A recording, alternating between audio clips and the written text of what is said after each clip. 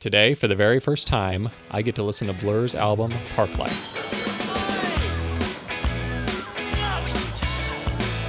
Hello, everybody, and welcome back to another album review / reaction here on my channel. And I am so excited for this.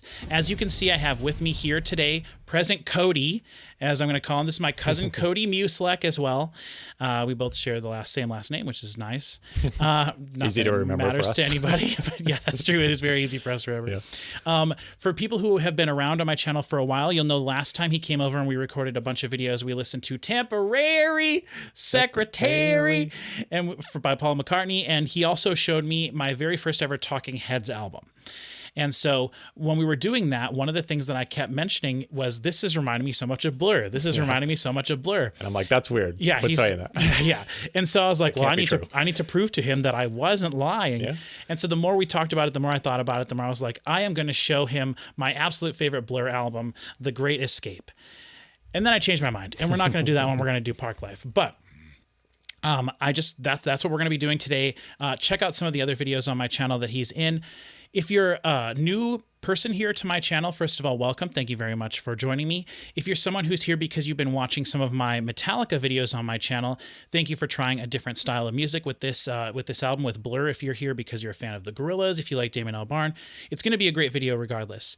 But if this is your very first time on the channel, know that I do have a bunch of other stuff that you may want to check out. If you're a heavy music fan and you want to look at my Metallica reactions, this entire year of 2023, we've been going through, and I and some of my friends who are both named Chris, ironically, they and I have been going through the Metallica catalog, and so far we've done all their albums up to Saint Anger. So the next one we're going to be recording is going to be Saint Anger, and then we're going to finish Metallica off with Death Magnetic and Hardwired to Self-Destruct. Then we'll do some live stuff and some other fun Metallica things as well, but those are going to be the last of the studio albums. So check that out if that sounds interesting. I also have some Depeche Mode. I've got all sorts of other things. In terms of Damon Albarn's work, I have several Gorillaz albums reactions on this channel, including their album that came out this year, which is a really good album, and I was much better than their three albums before that. And last year, I did a reaction to Damon Albarn's solo album, Near the Fountain, the Pure the Stream Flows, which is maybe the worst album title of all time, but also one of the worst albums I've ever heard. Oh, boy. So, not production-wise, that was just, he's just not been making music that's been for me. But if you are a fan of my channel and you've been here for a while, you may know that Damon Albarn, for me, is one of my biggest sort of musical idols as I was getting into different styles of music. And I think that up until the last 10 years or so, I would have said that he is one of my absolute favorite artists of all time. But the last 10 years, he has really been doing things in the music sphere that don't necessarily interest me. One thing that he does really well is he can move with music, like the trends of music, things that are modern and then things that are fresh. He's really good at utilizing those elements and aspects of music in his own projects. Okay. And I think a lot of that stems from his collaborations. But the reason we're talking about Damon Albarn, if you aren't aware, is that he is the lead singer and he plays all sorts of different instruments and things in the band Blur, which is what we're going to be doing a reaction to. I was not aware. Oh. And I've never heard that name before in my life. Oh, my gosh. And I did not know that there was a Gorillaz connection to Blur at all. Wow. So wait, so do you know any of the Gorillaz albums? Sure, there's like Demon Days. Yeah, but have you actually heard those albums? Oh, just singles. Well, I think I did listen to Plastic Beach once through when it came out. Yeah, and it is good. The album that I definitely think you would like the most. That was when he got into retro synths and stuff. I liked it. I don't remember anything. Okay. But I remember you told me about that when that came out, and I listened to it. Yeah, that's definitely something that I think would be way more up your alley. But, well, yeah. Okay, wow. Okay, well, holy cow. Okay. Well, to me, like I said, Damon Albarn to me is like one of my musical idols. And he is the guy that sings for Blur, and he also plays piano. He can basically play mostly any instrument. What he's most famous for now is, of course, the Gorillaz, who have sold way more records than Blur ever did. So were they kind of like parallel projects, or no, did actually, he leave and then come back? No. So brief history of Blur here. Okay. So Blur's people who also watch my channel may know that I've said in the past that the 90s are my least favorite decade of music.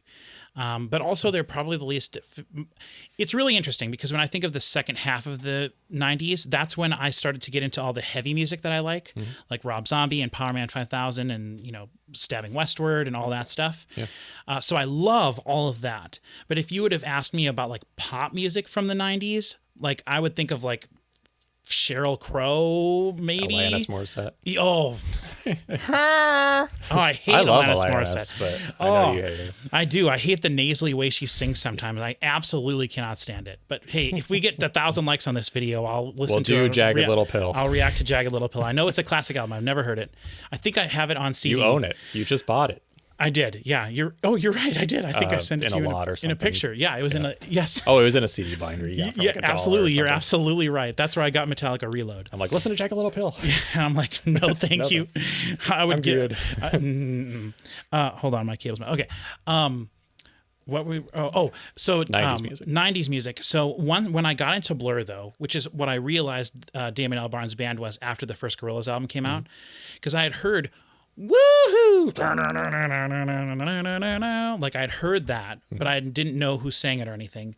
And then when I found out that I loved the Gorillaz' first album so much, and I was looking into them, found out who Damon Albarn was, found out that he was in Blur, I went back and I listened to some Blur stuff and then fell in love with Blur, and then over the course of many years bought all of their albums on CD, and then eventually ended up getting this box back here, which I will talk a little bit more about some of this stuff in when we do our Blur for the new reaction, or the new album that comes out.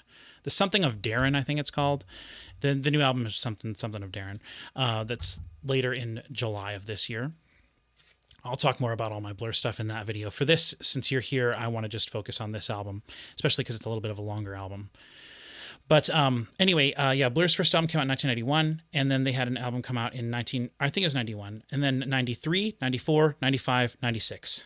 And those are like, I think, unless they're, it might have been 93, 94, 95, 97. Okay. But the three albums that I like the most of Blur's are 93, 94, 95. And that is Modern Life is Rubbish, Parklife, and The Great Escape. Okay. That's sort of like their trilogy of albums. They all sound sonically somewhat similar. The album we're going to listen to the one in the middle of that, Parklife. The album from before, Modern Life is Rubbish, is a little bit more straightforward. It sounds a little bit more like a band performing songs. All the songs are a little bit more uniform in terms of what you could expect. Then they did Parklife, which is the one we're going to listen to, and is just sort of bonkers. Like every song is like pretty much very different. Okay. Like maybe there's no guitars in one song. Maybe there's no whatever. It's just there's guitars in every song, but it's very different. Sure. And then after they did that, they did The Great Escape, which is, I think, actually, in my opinion, the most consistent. Well, maybe not the most consistent, but I really like that album. It's a nice combination of Parklife and their album from before, Modern Life is Rubbish. Mm-hmm. It sounds a little bit more like a band performing songs rather than people just like collaging sounds together to make songs. Yeah. It's a little bit more consistent, I feel, and I like it a lot. And that was the original album I was going to show you because I think that album is a little bit more reminiscent of the Talking Heads. Okay. And the aspects of the Talking Heads that it reminded me of made me think of that album, which is why I have the poster up back there. This is my actual Blur poster for that album that I bought at a garage sale for, I think, like $3. So cool Blur thing back there. But then, and the fun thing about Blur, which it's really interesting. Well, actually, you know what? Since this is your first time, can you put this over here? Just to give you like a little example of what this band is. Here's a very, very, very valuable 7-inch. That's from when they first started when they were in high school. They were a band called Seymour, and that's awesome. Their one song that they recorded. But this is what I was going to show you. You can take a look through there. That's the whole history of Blur in there, from all of their albums, all their live, everything. So there's 4 members of this band. Damon Albarn, who's the singer and plays piano in a lot of stuff, but he also is the guy that kind of everything you hear that's not bass, drums, guitar is pretty much him. Then you have this guy. He's the drummer. His name is David Rowntree. This guy over here, he's the bass player, and his name is Alex James. Okay. And then the guy in the band that is the most Blur fans who will know. How do you describe Graham Coxon, right? He's this guy. Okay. It's hard to tell. I need to see a picture of him with his glasses because those are his trademark darkroom glasses. Gotcha. He is like the quintessential sort of hipster, but before hipsters were hipsters, right? So this is Modern Life is Rubbish. This is the cover of that album. I don't know if you've ever come across that before. Nope, never seen I that. will say Blur's catalog has never been released on vinyl.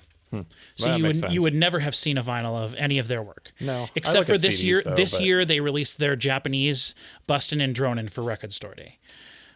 So this is the album we're going to be listening to. Okay. Parklife, and the book goes through, and it's an interview with them talking about this time in their catalog, in their discography, and Did they sing "She's So High"? Did I see that mentioned in there? yeah, but it's probably a different "She's So High" than what you're thinking of. Oh, not that from the '90s. This is "She's So she's so high, she's so high, I wanna crawl all over her. Okay, I was gonna say that was different. Yeah, which is funny. The only reason I know that is because in the last Metallica video we did, they were talking about a song called "She's So High." That was by I can't remember who the artist was, but I didn't know that song, and I thought they were talking about this song. And I was like, "Are you guys talking about Blur?" And they're like, "No." You always think we're talking about Blur. Not Honestly- everything's about Blur. Honestly, it could be though. You know, Looking at the track list, I only know "Girls and Boys." they had 4 singles off this album, which you can also look at this, by the way. Okay. But they had 4 singles off the album. They had "Girls and Boys," "End of a Century," "Parklife," and then "To the End." Okay. Are their big singles. What's the starring Phil Daniels mean? Well, you'll have to see when we get there. Oh, well, okay. But I just wanted to show you a couple pictures of them to kind of just see, like, if you just scroll through this, or not scroll, geez, I can't scroll through a book, people. But you can just kind of get an example of like what they were like. They're so young. They do look very young here, yes. Yeah. And when you see Damon Albarn now, he looks like a 90-year-old man. So, but that's a good picture of all of them. Yeah. They definitely have a style. Here you can see when they got a little bit more edgy in the 90s. Oh, yeah. And this is from the Song 2 video, which if you've never seen the video is phenomenal. They recorded it in a room that rotated. And so there's just them just like bouncing off the walls and stuff. It's really cool. It's a little bit like that. Well, it's different, but it's also kind of reminiscent of that Jamiroquai song. Yeah. Which was very famous at the time, but you can definitely tell they got very 80s. Now, so it's actually kind of cool that you don't know anything about them because one of the things that they're most famous for is like they defined the term Britpop, which was a thing during the 90s. It was a big movement of pop music. Oasis. Oasis and Blur were, and do you not know anything about their history together? No, I didn't know this. Okay, this is like, it's actually so fascinating. If we have time later, he's going to be staying with me tonight. There's a really awesome Trash Theory video about the war between Blur and Oasis. Oh. It's like one of the most famous, most heated, ridiculous, like beefs between bands ever. No, seriously. It got to the point where it was so bad they were both releasing an album in the same year, and their record labels were like both pushing it as hard as possible, and it was like, who's going to score? Who's going to sell more copies? British. No, it's very crazy. And people who are watching this video that like Blur, like, you know what I'm talking about, like they hate Oasis. I'm not allowed to like them. I'm not allowed to like Oasis. As a card-carrying member of the Blur fan club, sure. I own this sucker, okay? If you're going to buy this thing, which this is the most expensive thing I have on my Discogs account. Yeah, it's awesome. That's a sweet collection. It's called Blur 21, for those of you who are unaware. I'm not going to talk about it forever, but it's their entire catalog up to their album from 2018 when they got together and recorded a new album in celebration for the Olympics being in London. So wait, now it's going to be ruined? No, it already has been. They have a new album out since then. But it's got everything. It's got 21 discs. It's got every one of their albums. Here's the album we're going to be listening to today. So it's got the whole first disc remastered, plus a whole second disc of demos, B-sides, singles, remixes, all sorts of things. That's awesome. Live stuff. And one thing that is really interesting for this, in terms of this video, last night I sat and I listened to this, I listened to this, I listened to this, I listened to this, and I went back and forth, back and forth, back and forth. And I decided for this video, we are going to be listening to the original 1996 master because I think that to your ear, this will sound better. Because you're not necessarily, I think that you being much more accustomed to listening to slightly older music, music on vinyl, music on sort of like older formats. I think that your ear would like this album, this mix, a little bit more than the more compressed, lower bass heavy remaster. I will say I do enjoy the remasters.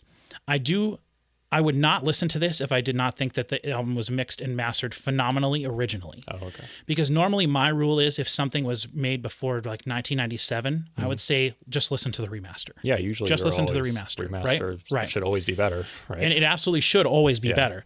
Now, unfortunately, that's not always the case. Right. But in this case, though, we're gonna be doing that. Okay. So let me just put this back in here. Unless you want to look at this while we go through it. The only other thing the thing that I don't think you necessarily noticed was for each album they have a picture of their the singles. So you can see the artwork for it. Yeah, so it'd be like this. So the singles that were released for this one, I already said it's Girls and Boys, To the End, Parklife, and End of a Century? That's not one of them. Oh, yes, it is. Yes, it is. I did say that one. An End of a Century. Cool. So you can see from the artwork there, very different, right? So, like, what does this remind you of? I'm showing him the gun and the rose. The To the End, yeah. What does it remind me of? I don't know. Oh, I think you're supposed to say what it's supposed to remind you of would be 007. Sure. With the font and the... Oh, sure. Yeah. Silenced pistol. And, right. Yeah. So... bear that in mind when we get to that song, okay? And then Blur, Parklife with a mug of beer, right? Oktoberfesty kind of. Yeah. And then End of a Century, spaceshipy well, that's stuff. The Star Trek ship, right? Star Trek, right. And then just Love on the Beach. Yeah. So you know what I'm talking about. Because that's not the vibe of Girls and Boys, I don't think. Like girls who get boys, who get boys, who do girls, who do boys, who do girls. Ever since I heard that more recently, I've been excited. Well, and that's probably the most different song on this album. Which I had heard it before, but I had no idea it was Blur. Yeah. So yeah, there's their band. They're a band that's been around since 1991. They have a lot of interesting stories connected with them, just like any band that's been around for so long. So when did they go off the scene and then return, or did they? That was going to be what I was. Okay. So real quickly, they had troubles with things like most bands. Drugs were involved with a lot of it in the mid 90s. They changed their sound a lot. And I think most of that had to just do with the fact that they were tired of doing what they were doing. And also in the music industry, they got a lot of flack for just making these like pop songs. Okay. And you know the 90s were much more all about being edgy and grungy compared to the glistening, clean edges of everything from the 80s. From the 90s or Nirvana or whatever. And so like people really would rag on Damon Albarn specifically for like having really simplistic lyrics and like choruses that you could sing along with. And on their first two albums, they did a lot of choruses that were like na na na na na na na na na na na na na na. That's their big single off of their first album. Okay. So they would literally have songs where you do like na nas and oohs and ahs and things for like the main part of the song. And so they kind of got a lot of flack from like music people that were like, this is just too, it's pop music. It's too, there's no substance to this, which is absolutely baloney, right? And when you hear this album, hopefully one of the things I think hopefully you realize is how phenomenal the guitar playing is on this. Okay. It's insane, the parts that Graham Coxon is playing over these like simple pop songs, and he's just insane. Graham Coxon is, I think, my second or third favorite guitar player of all time, and one of the reasons for that is because he just plays things that don't belong in the songs that they're in, but they work so well. That's like the best way I can explain it. So in the late 90s, they changed up their sound a little bit, and then they recorded the song 2 as a joke. Like they recorded it like in I think like an hour. They recorded it all. Some of it's like first take stuff. Sorry, my stupid cable is messing up here. Normally, I don't have to adjust that during a video. But they recorded it as a joke, mixed it in like one day, and then like they sent it to their record label exec and was like, here's the single. And then the next day they were like, yes. And they were like, wait, what? And so then, of course, that people's image of Blur was not what they were projecting. Just goes to show you, record labels know better than the artists. Hey, I've been starting to wonder about that because a lot of the albums I've been listening to recently are by big nationally well-known bands, and they sound bad. And is it when they get total control over their album? When they get total control and they independently release their music, they don't know what sounds good and what sounds bad, and they don't have the right people work on it. So anyway, that's not what we're here to talk about. I have total faith that Blur's new album is going to sound fantastic. But they broke apart, basically. They got together to record an album. They recorded their last album together in 1999, and the big song off of that album you may have heard called "Tender." It's like a 7-minute song, and it's tender is the way that's moving on away. Thought I'd love to find someone who can hear. And then there's a big chorus: is "Come on, get through it.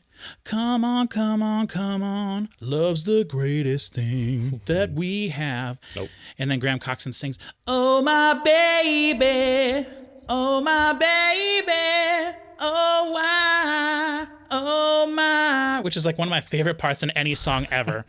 But it's a 7-minute long song. It's epic and crazy. And that was their big song for that album. And so if you heard it, you might recognize it. But it's all acoustic guitars and like people sitting in a room jamming out. Maybe. They wouldn't play a 7-minute song on the radio. Though they did. They, for their 20th anniversary of that song recently, they went to Jimmy Fallon and they performed it all live on Jimmy Fallon's couch in the back of his studio. Oh, that's cool. And they just had all the crew and everyone there, and they were all singing it together. It was really awesome. So they did that album, and then they were in a little bit of muddy waters, and the guitar player Graham was like not feeling it necessarily as much. And so Damon Albarn was like, okay, well, I'm going to go work on this side thing called Gorillaz. And he did that album and produced it and got a bunch of people to come on, and they released their single, Clint Eastwood, and then the whole world exploded with the Gorillaz. And he was like, oh boy. And for people who know about the Gorillaz, you'll know that Damon Albarn did not create that project to be a successful project. No one was ever supposed to know who made the Gorillaz album. It was all supposed to be anonymous, and the people, the 4 members of the band, Noodle, 2D, Russell, and Murdoch, were just supposed to be fictional people. And after the first Gorillaz album, Damon Albarn was going to give the Gorillaz to another artist who would make a Gorillaz album, and then they would give it to another artist, and the Gorillaz would just exist infinitely with different people making it. Yeah. And it got to be so widely, massively popular that he couldn't do that. And so he is still the leader of the Gorillaz and everything. He controls everything. But that's why every Gorillaz song features like 12 musicians from all over the world. Okay, so it's still just... It is absolutely a collaboration project. It's kind of still his vision. And then when they first recorded it, it was none of the songs were ever meant to be performed live. And then after their second album, which their second album is much more a band performing songs, their first album is a trip-hop album. It's considered one of the greatest trip-hop albums of all time, actually. And absolutely, that album is phenomenal. Probably my top 20 favorite albums. And their second album I like a lot, but it's much more of that's the album where everyone was like, okay, this is like, you're making artwork here. And so after the first Gorillaz album, though, it became so popular, Damon Albarn was feeling like, we got to make a new Blur album because I need to ride the wave. I've got a lot of money. We need to do this. So they went to the studio and started recording, and their guitar player was just so crazy on drugs and didn't like it and all this stuff. He went to the first few sessions. They couldn't write anything, so they went to like Hawaii or some exotic place, rented a studio there, and they were just not feeling it. Yeah. And so he just left and never came back. And so after a couple months, or weeks, I'm not sure how long, they were like, okay, well, we'll just do the album. So they did the whole last album. Well, it was their third most recent album now, but their album Think Tank, which came out in 2003. Okay. They did that whole album without him, with the exception of one song. And the funny thing about that is they are a very collaborative band. So like the bass player has ideas, the drummer has ideas. Damon is like definitely the leader of this band, but Graham Coxon is the second in command of this band, and they all have ideas and they all contribute to the songwriting. And so with him gone, their Think Tank album did feel a lot more like a Gorillaz album. So it's interesting, and it definitely is still a Blur album, but it doesn't feel like the rest of the albums in their catalog. And after that, Damon and Graham would not speak to each other for years and years. And it wasn't until they got together and did some reunion shows in 2015 that they were like, okay, we can get over our egos. Yeah. And they got back together and they recorded an album that they released, like I said, I think it was in 2018 when the Olympics were in London, because they had a very famous show that they performed there in like a sold out stadium arena and all this stuff, which I have on DVD. I have like all their DVDs and stuff over there. So that's sort of like a brief history of Blur. I know I just talked for 25 minutes, but No, that's cool. But they are like a legit fascinating band, and just their history with Oasis is interesting enough to like make a whole documentary about. But the cool thing about this band and this album is that I really honestly think you are going to love this. I think that you are going to be shocked from song to song to song, because it is clearly the same band, but every song just has its own uniqueness to it. And that's definitely one of the things that drew me to it. I've said that before. I really like bands that can do anything. Yeah. And I have a lot of their live DVDs and stuff. And so their songs, there's going to be a lot of keyboards and a lot of things that you hear on this album that are not performed live. And when they perform live, they do not use tracks. So they just perform the songs the way they are. They'll have whole different parts live. They'll do whatever. And they're known for being kind of nuts live. Like they kill themselves when they play on stage. Yeah. Like their guitar player will jump around and drive into the crowd playing the guitar. And Damon Albarn is like an insane, and they're old now compared to how young they were when they made this album. Sure. And so, yeah. So we're going to go through a lot of really fun moments on this album. And I'm just curious to see what you're going to think. Sweet. So before we get into this album, though, we have to go get what's probably going to be our frozen beverages. Yeah. So we'll be back with you in a second. Look right here on the table, and we'll be right back with you. Okay, for today, I have something very special. Check this out. You probably can't see it very well, but look at this purple can, baby. This is the brand new Mountain Dew Passion Fruit, which you've already tried. It's Baja Blast. Yeah, it's Baja. There's 2 new Baja Blasts out right now. There's at least in stores, because I know there's Baja Blasts all the time that they kind of like test at certain different. Well, every summer last year they had 3 different ones, I think, or 2 different Right. ones. And so this year they're doing it again. And I know we've talked before when we went on vacation a couple of years ago, and we were at like a weird gas station, and they had like a limited edition, like that specific gas There's station. a lot of Mountain places Dew. that have stuff like that. Like Sam's Club has their own. And so I think version. that Mountain Dew tests those that way. Yeah. And then if people like probably. it, then that's how they eventually make it. Because I'm sure I've heard of Passion Fruit Mountain Dew before, but. No, I think this is brand new. So this is Baja Passion Fruit Punch, Dew with a blast of natural and artificial passion fruit flavor. Now, I will say, I have no clue what a passion fruit is. It looks like a clue. pomegranate on there. I've never seen a pomegranate either. So I was saying it was pomegranate Mountain Dew, and you're like, oh, I've never seen that before. Well, no one's ever seen it because it doesn't exist. Go, we got to pour it right away. Oh, I screwed up. What a rookie over here. We recorded 2 videos before this one, and yes, I think I'm going to be okay. I didn't make it. Oh, you squeezed your can? That is such a rookie I had move. to. Nothing No. was coming out at all. It's all right. Ooh, I like it. Yeah? Yes, that's my first sip ever of this. I've never tried it. I thought it was pretty good. It reminds me of the grape a little bit. The grape. The grape Mountain Dew Oh, that they had a few years ago. It was called...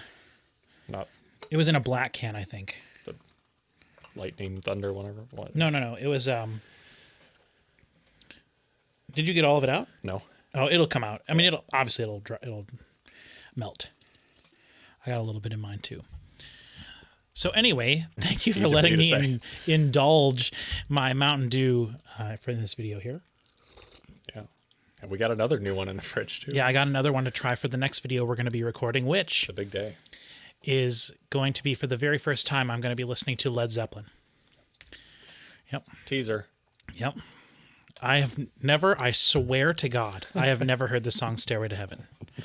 Now, I'm sure when I hear it, I'll know like maybe a part of it or something, but I swear to you, I've never heard that I would song. think you would know if you had heard. Yeah, I would think so too. I mean, I've heard of Stairway to Heaven Right. forever. Kind of like I've heard people yell Freebird at things, but I've never heard Never Freebird. heard Freebird? Yeah. That's funny. I know that there's like a big solo, like a guitar solo, right? Yeah. But like, and I know that's kind of like a joke or whatever. It's like, play Freebird is like a joke, but like It's a I've very- never heard It's a very Freebird. long song. It's a good one. Yeah. Anyway, we're here for Blur Parklife. One of the things I did want to tell you is that this album is listed on Rolling Stone's top 500 albums of all time. Cool. It was in the 400s. It was like 438, I think. Is it the only Blur album? Yes, it's the only Blur album on there. In my opinion, this is the quintessential Blur album.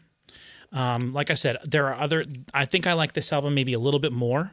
Though the more I was listening to this, getting ready for this, I was like, I cannot deny this album. Like, you can't deny this album. And as I've said many times, it's the variety on it that really impresses me. The other thing I will say is I do believe that I've read somewhere before, and I've watched a lot of Blur documentaries and things, and I've read this entire book where they talk about everything. Mm-hmm. This album is considered one of the most British albums of all time. And when we start listening to it, you are going to understand why. Okay. And the most British song that's ever been recorded is Blur's Parklife. And when we get to that song, previously I would have said Oasis. Like either of their hits. You will eat your words when we hear this. But the thing is, like, this album I was actually just reading this earlier today, and I knew some of this and some of it I didn't. But this album is a bit of a concept album. And Damon wrote most of the lyrics from the perspective of someone that was just sort of like hovering over England, flying across the country. And one thing you'll notice about Blur is, and especially on this album is when they mostly started doing this, but their new album has it too. There's like 3 songs on their new album. A lot of the songs are named a person. So like Jubilee is a person. Tracy Jacks is a person. And some of these other songs, you'll notice that he's basically talking about a specific person. Okay. They reference people a lot. They're not real people. Okay. They're just a character that Damon creates for the song. That's like it's standing for like a generic, stereotypical English person of some sort. Okay. And you will really get that when we listen to it. All their albums after this have that. Okay. They all have that. Where in their new album, it's called The Life of Darren, I think. Even the title of the album is that. Yeah. And they reference, you'll just notice it as we go through. There's a lot of specific references to things that are vague enough that it could be anybody. It's sort of like the everyman British person, but in different scenarios. So like one song will be all about the working British man. One song will be like British aristocracy. One song about whatever. And then it's all very specifically referenced in these different people's names, which is something that to me, I don't necessarily care for as much. And it throws me off a little bit, but it's such a defining characteristic of their music that it would be weird without that. Okay. So that's one thing I wanted to mention, the incredible Britishness of this album. All right, without further ado, let's get into track 1, which is Boys and Girls, which you have heard before. Yep. And we'll just see how you feel. So one thing I want you to pay attention to is the mix specifically. Okay. You know, listen to the songs, but try to pay attention to the mix a little bit as well, because I do think the mix is really good. And the reason I chose this over the remaster is because this is a much more dynamic mix. Mm-hmm. So this to me sounds much more like a vinyl record than like something that would be on Spotify today. Okay. So, okay. Here we go. Track 1 off of Parklife, Boys and Girls.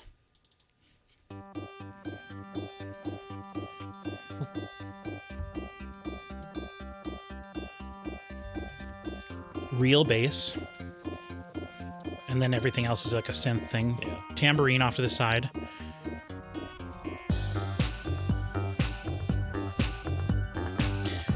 One thing you'll notice is that every member of this band is like insanely talented. Like this bass line is nuts. I can tell. Yeah. But they're never talked about for their musicianship. Yeah. And if you have a question about anything you're hearing, ask me too.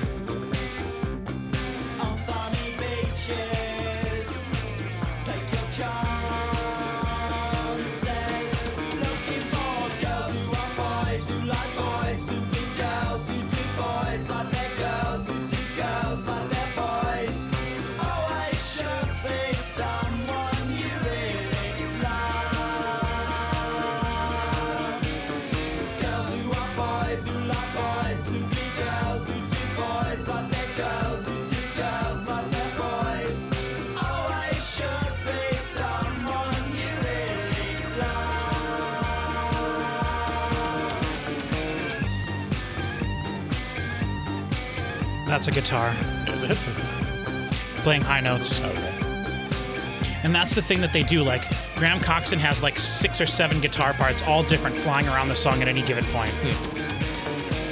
They also aren't afraid to copy and paste things. Like that big thing you hear, that's a guitar pick slide on the guitar, and it's just the same one that they copy and paste. Huh.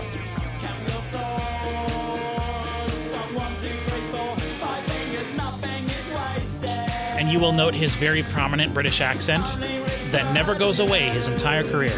He unabashedly sings with his British accent always, and I love him for it. I think I might be allergic to this.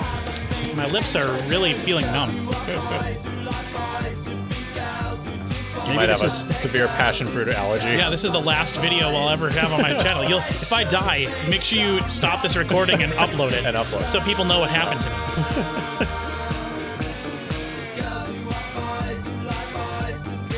Now, at this point of the song, you might be thinking, okay, this song's wrapping up, right? Nope, we're basically halfway through.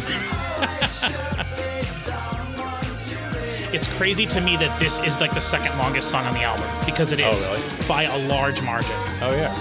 Yeah. Well, that's how they get 18 tracks in there. Or no, 16. Yeah. 2 of them are instrumental, though, and they're intermission tracks. So.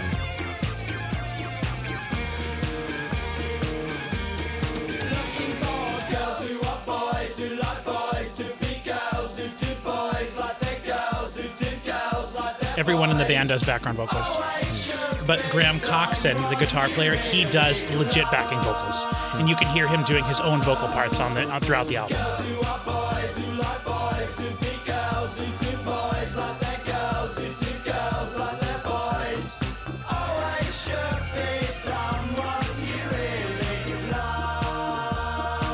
This song, as you can imagine, was picked up and is considered one of the theme, like, Pride songs. Oh. As you can imagine. Very dancey, good club music. Yeah.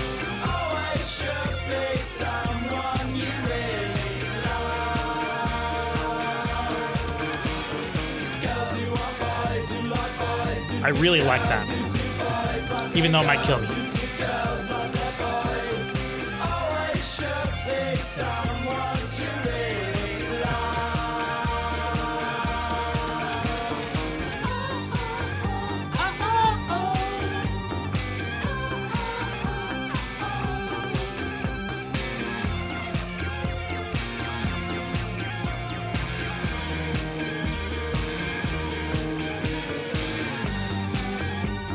See, I like this. I don't like this part, but I like letting the song finish, then repeating it and letting it fade out that way. Yeah. You know, they could have just faded it out repeating the vocals.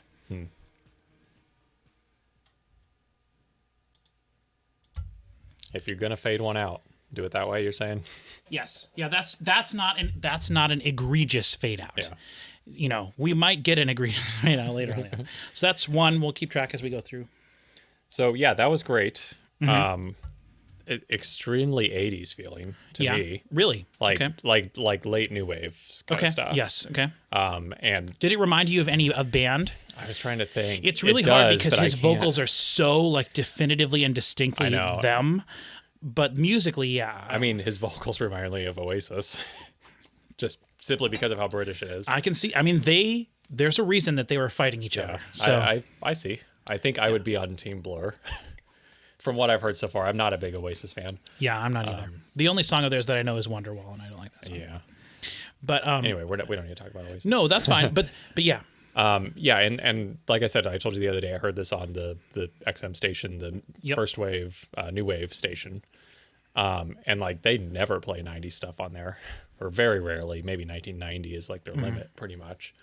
But I would describe that as very new wavy. Okay. Like, and I assumed when I was listening to it, oh, this is some 80s new wave band. I've heard the song, but who is it? Oh, it's Blur. Yeah. Okay, that's like, awesome. Whoa, what happened? See, this is exactly the opposite of what I was telling you with Talking Heads. Yeah. Right? Because I was like, I told you this feels very 90s to me the whole time. And you're like, well, it's mid 80s. This is mid 90s. This is 1994. Yeah. So, yeah. Cool. So that track, we reacted a little bit ago to Laura Branigan's song Gloria, and in that song there's a real bass player playing their bass, and he was doing alternating octaves, which is very you said disco-y, which that's exactly how this song starts. If you listen to the beginning again, Those are alternating octaves. Yeah. Sure. And then the bass comes in and he's doing a much more complicated part, but essentially what he's doing is sort of more of like a disco-y bass part. And then this song never wavers. It is dancey, four to the floor the entire time. Yeah. And now you will never hear that on the album again. Well, you might, but we'll see. So one thing I wanted to mention was I mentioned earlier that they were catching flack for the simplicity of their songs and their lyrics and everything. Yeah. That was already happening at this point. Okay. So there are certain moments on this album where you can hear them kind of being like, look at us, we can make real music. Like we can be real musicians. But then like if this is the big hit on the album, you might not think. Exactly. But I mean, it was musically interesting. Oh, yeah. I just... a lot of this girls and boys and girls and boys. Yeah, so I can see like superficially it is pretty simplistic. But if you listen to that guitar part, like I know I mentioned this earlier, but if you really just listen to this album and just focus on the guitar the entire time, like it is mind blowing the complexity of the parts that he's playing in these songs that complex guitar parts do not belong in. Like even what he was doing there with his like rhythmic pattern, just like strumming, is insane. Also, the amount of distortion he had on his guitars in that song does not fit that song, but it totally worked. Yeah. You know what I mean? And he'll do that throughout the entire album. He was very well known for buying a pedal and then just like using it to the maximum amount. And he just kind of like Dan Auerbach sometimes. It's almost like he's trying to fool everybody, the guitar player in Graham Coxon. It's almost like he's like, it's like someone dared him to find the stupidest guitar sound that he could possibly could and put it into a song. And he's like, okay, I'll take that bet. I think, yeah. He succeeds sees it as a challenge. every time. Yeah. Yes, 100%. And then live, when you watch him live, I mean, it's insane. It's crazy. Okay, now that we're done with that track, we're on to track 2, which is Tracy Jacks. Okay. This is going to be a totally different vibe. And I think this is where we're going to really start to, I really think you're going to like this song. Okay. I think you're going to like a lot of the stuff from here on out. Not that you didn't like that song, because I know you did. Yeah, this set a pretty high bar. But we're going to be, yeah. Okay, so this is Tracy Jacks, track 2. Okay.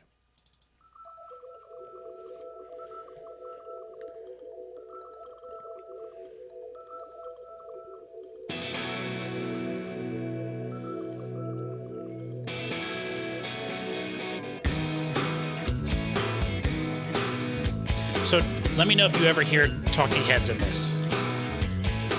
And if you never do, that's fine. This feels more 90s to me. With strumming guitar. Yeah.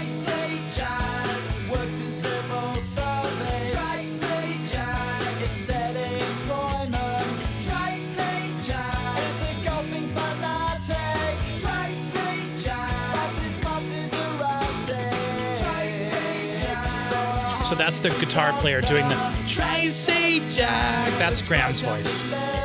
Well, he's extremely British voice. Yeah, they all do. Tracy. Oh, yeah.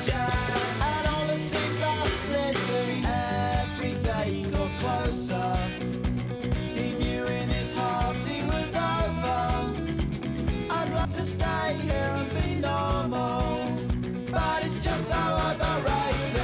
Tracy Jack left home without warning. Tracy Jack at 5 in the morning. Tracy Jack got on the first train to Walton. Tracy Jack and stood on. You'll notice he references very specific places all the time. Yeah. It's all about like southern England, the whole area.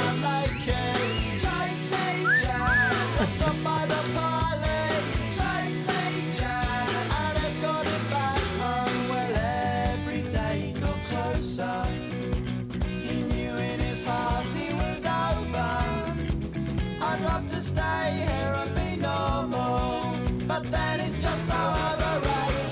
Tracy Jacks, Tracy Jacks, Little Beach Boys. Yeah. Tracy Jacks. And then it happened on a Tuesday. Strings. Tracy Jacks bulldozed down the house. Whoa. The guitar like interrupted the vocals there. Yeah.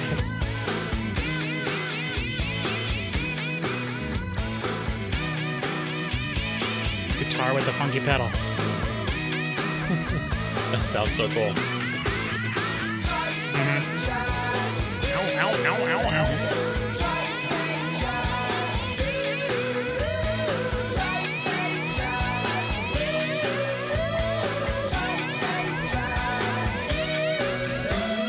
Every day got closer. He knew in his heart he was over. I'd love to stay. I love the dryness of a lot of this stuff too. Like at the time, even still in 1994, there was a lot of overly reverby things being done. A lot of dry stuff here. These like guitar chords and stuff too are just like that is not a happy guitar chord. It's not. Some happy vocals though. It's a juxtaposition.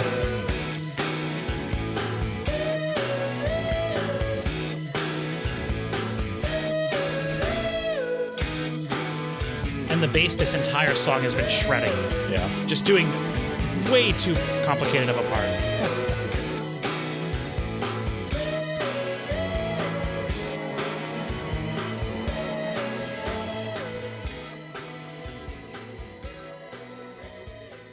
Let's fade out.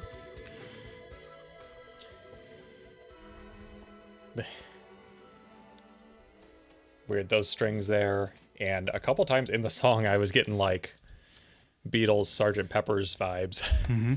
I was going to ask you, I think you may notice in a lot of songs Beatles influence here, especially with the like randomness of some of it. Yeah. Too. Sure. Like I really think, again, this is I don't know anything about the Beatles, and I don't know if I've ever heard a single song off of Sgt. Pepper's, which is like considered their big band, The first their big album. Well, yeah, and the Beatles did that with especially they started getting weird with just like weird sound effects and stuff. Right. I always think of the Beach Boys when I think of that.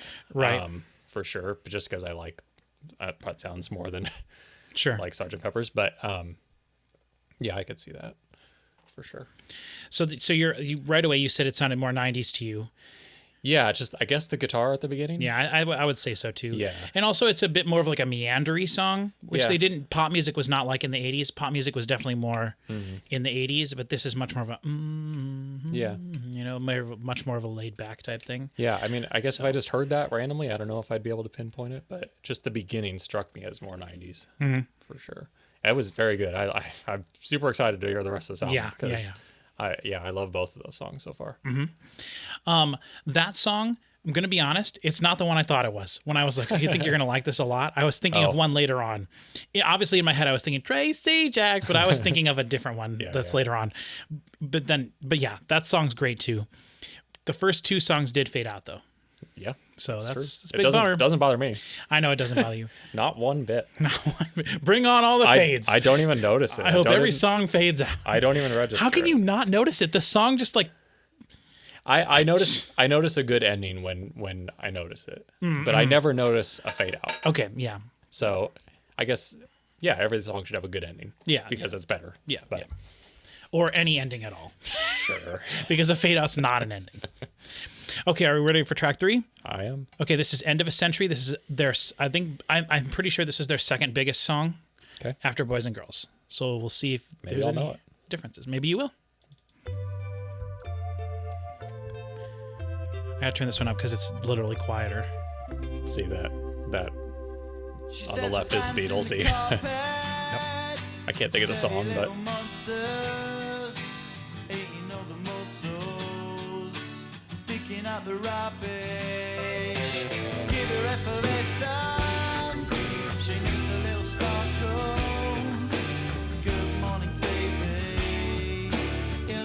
That guitar is so massive. yeah. We all say don't want to be alone. We wear the same clothes, cause we feel the same. And kiss the giant. They do a lot in just one channel. Yes. Does that bother you? No, because it's balanced on the other side. It's nothing special. And this song is a little different too. Yeah. They're all a little different. Everybody's at it, and the mind gets dirty as you get closer to 30. Cancer a cut glowing in a hot dog. I like the vocals on all of these so far. Like All the background vocals in this song, Yeah. though, the harmonies. Oh. And I like the guy's voice. Yeah. I mean, I like a strong British accent. I like that part of Oasis. It does alienate some people, but if it doesn't bother you, I feel like he's a really great singer. Yeah. And he sings totally differently in the Gorillaz. Completely differently. Oh, I didn't realize he sang in the Gorillaz too. Yeah. So, Yep.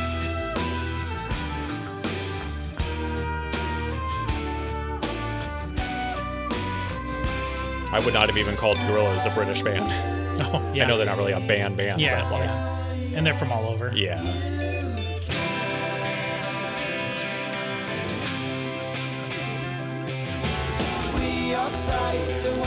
I was going to just tell you the origin of each of the people in the Gorillaz, but I was like, no, it's not worth it. No. Save it for the next Gorillaz release. Yeah. Well, I might have you and Chris, who I don't think has ever heard it, listen to the first Gorillaz album. Oh, yeah? Which is that? Which one is that? It's the green one with the Jeep on the front. The one that this picture is from. All the... And his guitar part is insane. Listen to the guitar part. Well, they'll do it again here. Or maybe they won't do it anymore now. No. The one that was in the right channel. Yeah, just going in da-da-da-da-da. Like, it's like, good. what the hell? That doesn't belong in this song. Trumpet, real trumpet. I keep every one of these songs so far. It's like there's like 5 seconds of like strong Beatles vibes here and there. Yeah, yeah. It's interesting. No, that's awesome. That's obviously something I wouldn't know. Yeah. When you said at the beginning though, with the first thing, or not that one, this one. That's called a melodica. Okay. I think, or not a melodica, a mellotron. It's called a mellotron, and it's a specific keyboard that you can adjust the vibrato on it so it can shake. Yeah. And it was a very early electronic instrument that you could like imitate the sound of like flutes and things. Okay. And the Beatles are very famous for using. So it's stuff like it's the intro to Strawberry Fields Forever is that. I think I know instrument. it's like an alternating like It's like flute part thing. Yeah. And then it goes into the song. But I think what the Beatles were known for at the time was because they had all the money and they were so famous, they could get real instruments to do things like that. Yeah. Like a part you would play on a keyboard, they would just do. Yeah, I'm I guess not it sure. all had to be real stuff, right? Yeah. No, not necessarily. There were keyboards and stuff at the time. Yeah. I mean, how else would we get to temporaries? Well, that was 80. I know. But yeah, they were very cutting edge. I was gonna say I can't speak on the Beatles at all because I just don't know. But I'm almost like excited for that because it's like we can legitimately do reactions to Beatles on my channel in the future. Okay, so you like that one? Yeah. I want you to try to keep in mind I know it's gonna be hard, but like, do you have a favorite of the three? Oh, I maybe this one. I think I like I was gonna say the lyrics. I don't remember the lyrics, but I like the Tracy, Jax. That kind of got annoying, A little too repetitive. Yeah. and same with Girls and Boys. Yeah, So yeah. it's interesting that they opened the album with those two tracks. That is interesting. Maybe there's more like that, but this one was a little more varied in the vocals. Mm-hmm. So, I so far I guess Girls and Boys. Okay. I really love that song. I am so excited that we are on Parklife Parklife, because this is the most British thing that's ever been. starring Phil Daniels. Starring Phil Daniels. Now, do you know? It's interesting that it says starring and not featuring, right? Yeah. Okay. Phil Daniels is not a person in the band. No, he is not. He's just one of these fake people. He's a dude. Oh. A real dude. Oh. Yeah. Am I supposed to know who Phil Daniels is? I don't think anybody knew who he was until this song, as far as I know. Maybe he was a popular guy in the day, but this, I cannot wait to see what you think of this. Is this going to be like some guys like playing a triangle in the background? You're going to tell me at the end that was Phil Daniels. No, you'll know Phil Daniels. Okay. Trust me, you will know Phil Daniels. All right, I'm curious. Okay, here we go. This is great.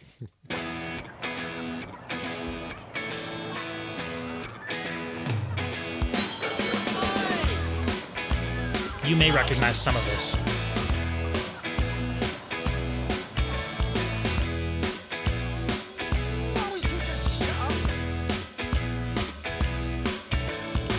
Confidence is a preference for the habitual voyeur of what is known as a morning Chumbawamba. shift can be avoided That's if you Phil. take a route straight Yeah. through what is known as.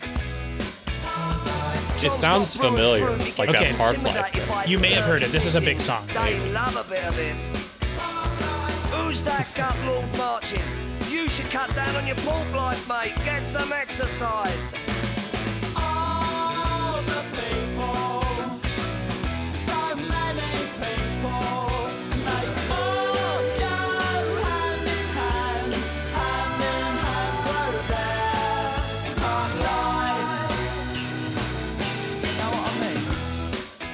So this song is about sitting in a park and watching all the people there. Okay. I get up when I want, except on Wednesdays when I get rudely awakened by the dustman. I put my trousers on, have a cup of tea, and I think about leaving the Is house. this about living in the park? I don't think so, I no. feed the pigeons. I sometimes feed the sparrows too. It gives me a sense of enormous well-being. And then Saxophone. I'm happy for the rest of the day. Safe in the knowledge there will always be a bit of my heart devoted to it. All the people, so many people, and they all go hand in hand through their park life.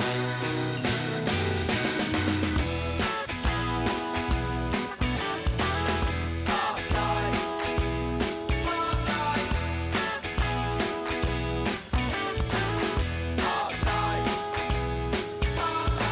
It's got nothing to do with your four-sprung dirge technique, you know. Wait for it. And it's not about you joggers who go round, round, round, round. Because they're jogging around the park, see? Ah, yes. That piano. So many people, and they all go hand in hand through their park life. All the people, so many people. That guitar is shredding. You don't notice it though. No. It's sick to me.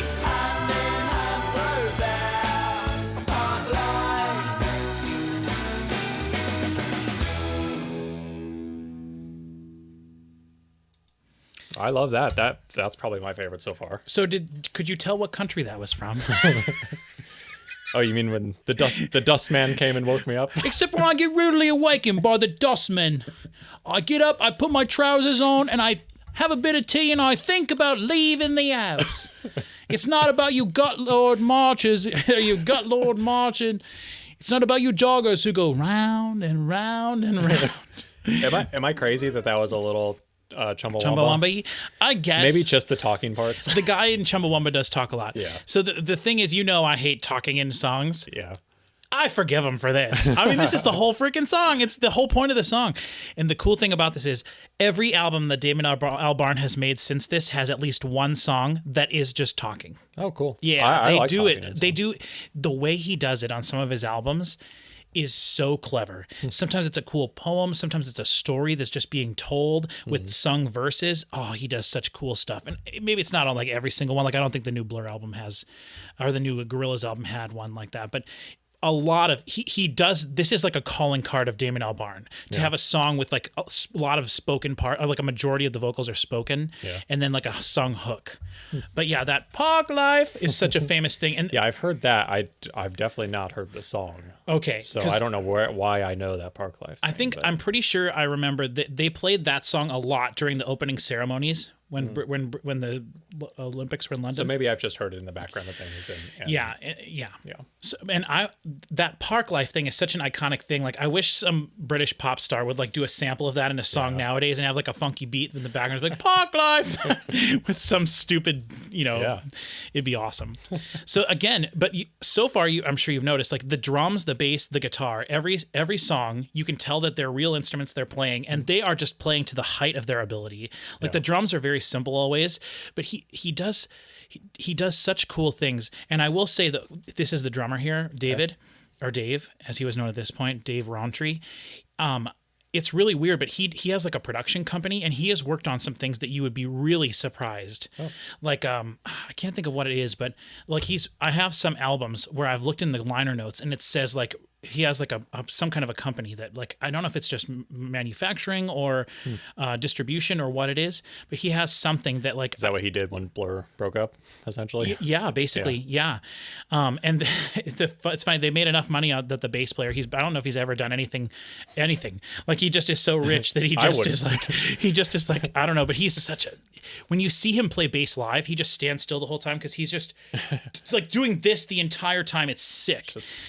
It's really crazy how good all these people are. And Damon Albarn his songwriting is so good. So, all right, now we're on to Bank Holiday.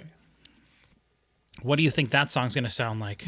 I can't even guess anymore. Okay, now you see that it's 1 minute and 42 seconds long. Oh, is this an intermission song? Maybe. Is this one of the instrumentals? You want to listen to it and find out? Sure. Okay, this is track 5, Bank Holiday.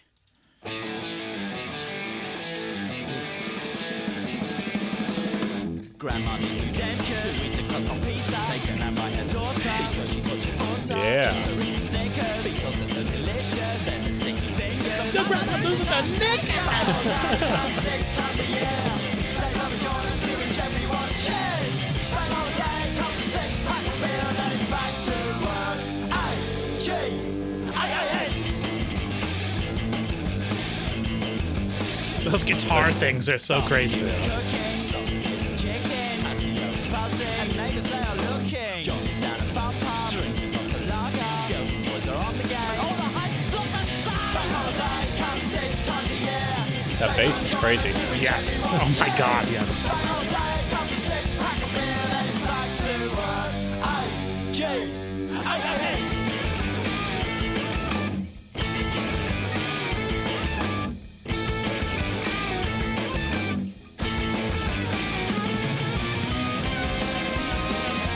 Oh, what is that?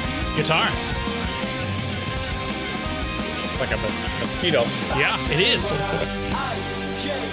Bank holiday comes 6 times a year.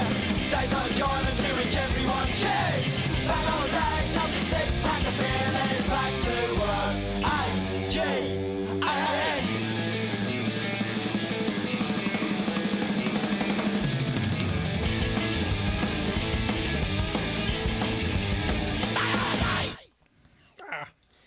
Bank holiday! I love it. Till mother loses her knickers! It just, when you think it can't get more British, they take it to the next British level. I mean, we're ascending to the absolute stratosphere of Britishness here, and I absolutely love it. Okay, so how did you feel about that one? That I wasn't expecting like a punk song in the middle of this. Mm-hmm. That's great. Also, on every single one of Damon Albarn's albums from here on out, there's always a punk song. Wow. There always is. Not the last decade, but I mean, he kind of changed what he's doing last decade. But yes. Wow. That's, what do you think of it? Because you don't usually like that kind of music. I love it because in context of the album, it like smacks you. Like that song it feels so intense and heavy and fast. Yeah. And if you put that on a metal album, it'd be like the wimpiest, stupidest sounding thing. But in context of what we've been hearing, it's brilliant. It's brilliant. And that's one of the things I love about this album. And I wasn't going to mention it until we got into it. The track listing, the order of the songs. They put effort into why this is a real album. This is a full real album that they put effort into each song. There's reasons why each song comes before and after each song. The flow of the album is so perfect.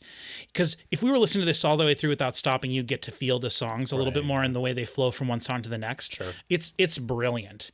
And they do such a good job here. And on their other Blur albums, they don't necessarily do that as much, especially later on in their career, because they got really weird and did more like drony stuff later on. I really do not care for their album from 1996 and 1999 as much at all. The moments that remind you that they were the band that did this album, those are the best moments.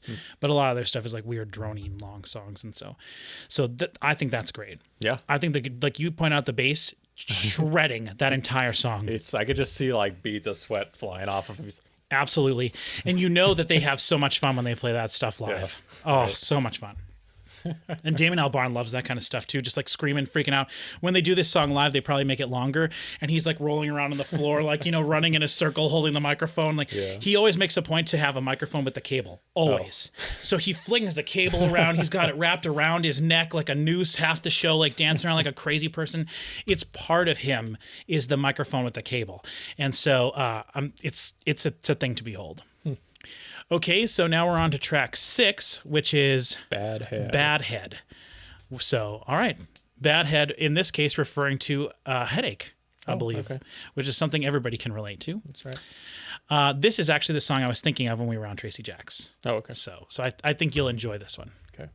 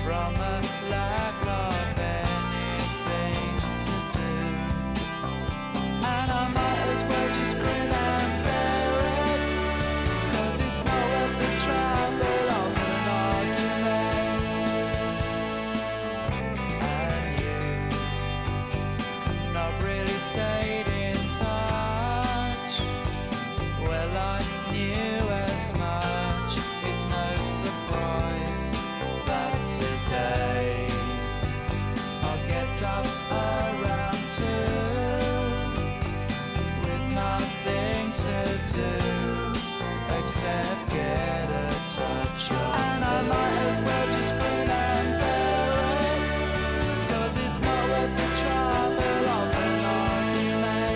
And in any case I'd rather wear it. It's like a bad head in the morning. And I know.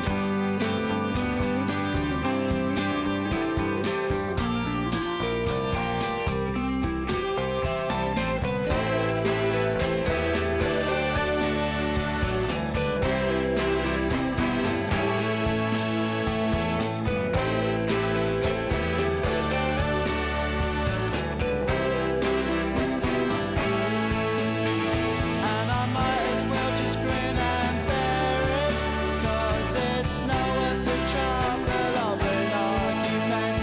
And in any case I'd rather wear it. It's like a bad head in the morning. So I might as well just grin and bear it, 'cause Combining all the elements from the song so far. That crazy organ off to the side.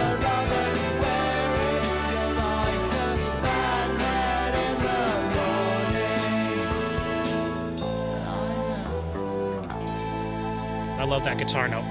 That western chord. Yeah.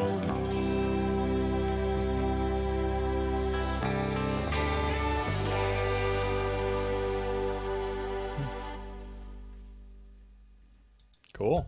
What a gorgeous song. Yeah. So sorry, what do you think? No, it was very pretty. It's so lush that yeah. I love because those are not real trumpets. I don't think. I think that's Okay. they're played, but it's just someone playing like a simple chord of da da da da da, like that with the vocals over the top of it, with Damon's like contrasting melody of the and I might as well just grin and bear it. Like it's these lush chords being created by vocals and then like a patch plus all the rest of the instruments and then Damon's melody over the top of it. Like it just creates this really cool and very complex thick wall of sound. But it's not aggressive, it's chill. It just is. That is music theory. Yeah. Like there's a lot of music theory there. And I'm not saying that it's the most complex thing in the world, but the layering there is done really well. And the fact that all those elements come in together and you like waiting for it the rest of the song then. And then that guitar solo, which it doesn't sound like a crazy guitar solo, but like it in its repeated parts and it's just so cool and it just works. That whole song just works in my opinion. Yeah, I really love the little organ like. Yep. And again, what a complex thing it's playing, Yeah. right? And you would think that would be distracting, but it's really not distracting. And one of the reasons it's not is because it's way off to the side, so your ear can focus over here, and you don't really recognize. Your brain hears what's happening in the middle, and you don't really unless you're listening to it specifically focusing on it, you don't even register what it's doing. You just like feel there's movement over here. Yeah. Right. It's just like you're listening to the song and then there's just this like thing, almost like you said, like a mosquito or something buzzing on the last song. Right. It's kind of like that again. Like they put things off to the sides that could be distracting, and putting it off to the side should be distracting, but because of the way it's done and the musicality of what's happening, it's not distracting. It just feels like a thickening agent or something. Right. Yeah. And that's one of the things that's very different than music today. Today, music is not focused on the sides. It's all in the middle. And one of the things that's way different about music nowadays is it's there's pretty much just kick and snare and vocals, and then everything else is what I talk about all the time on my channel, the mid-range soup. Like everything else is just sort of like in frequency ranges that aren't the bass and they're not where the vocals lie in the song, and it's just like this reverbed out background thing, right? But there's so many different things you can focus on in each song. Like this is a really good album to listen to multiple times because, like I said, if you just focus on the guitar throughout the whole album, you could do that in every song. Yeah. The guitar is always playing, and a lot of the times it's playing multiple parts a lot of the time, you know? And so you can really do that. And if you just focus on the bass, you're thinking to yourself, wow, I can't believe this guy's playing twice as many notes as it feels like he's playing. Right. You know, and that's every single song. Even what we just listened to, which I think of as much more of a chill song, it's more complex than a person thinks. And that's one of the things that absolutely blows my mind about them. Yeah. But did that one not impress you maybe necessarily as much? I don't think it'll stick with me as much. Okay. Mainly because I like the weirder stuff. That's definitely one that took me. That is a song that grew on me over time. Yeah, and I now think it needs to be in the album. Like, like you need stuff like that. Yeah, especially again coming from Bank Holiday, right? Yeah. So again, we went. The first song's like a disco song, and then we have the more 90s thing you said. Then we have the slow end of a century with big strings and stuff. Yeah. Then we have Parklife, which is talking and is definitely like a poppy pop song. Yep. Then we have a crazy punk song, and then you have this to like bring it down like chill. Yeah. Like so far, everything has been a different style of thing. Yeah. Now we're to the Debt Collector. Track 7, The Debt Collector. You ready for this one? Yep. You ain't ready for this one. I'm ready. Okay.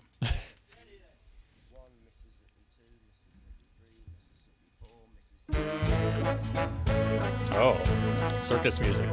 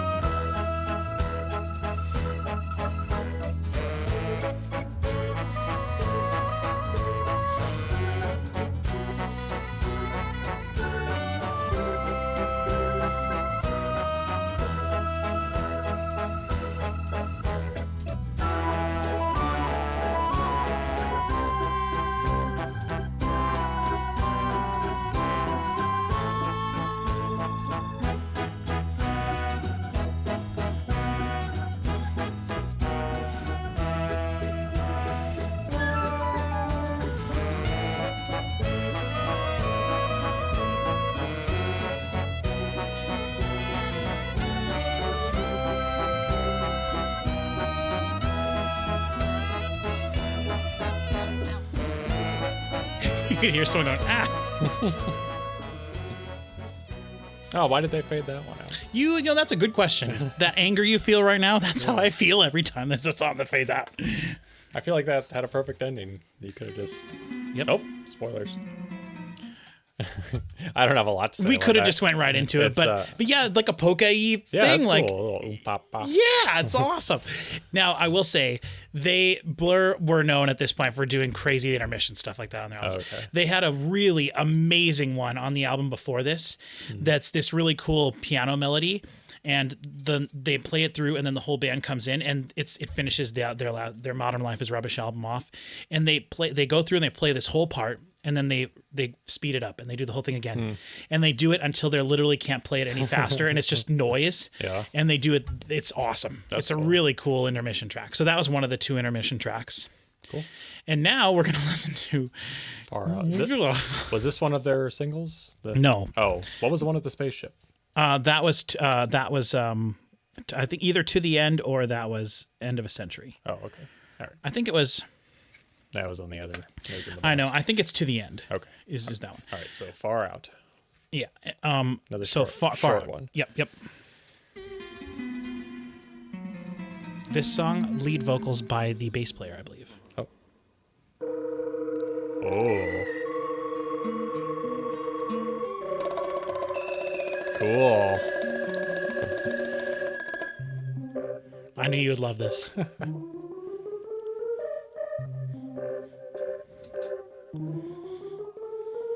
I spy in the night sky, don't I? Phoebe, Io, Laura, Leda, Callisto, Sinope, Janus, Dione, Portia, so many moons.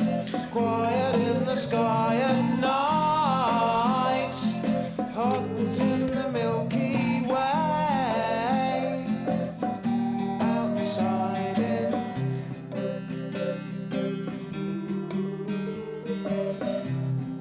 Vega, Capella, Haida, Regal, Barnard, Star, Antares, Aldebaran, Altair, Wolf 359, Beetlejuice, Sun, Sun, Sun, Sun, Sun, Sun, Sun, Sun, Sun, Sun, Sun, Sun, Sun. Is that how it's gonna end?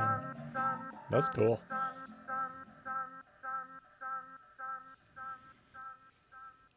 I'm not gonna count that as a fade out. I wouldn't count that was either. Cool. I wouldn't count that either.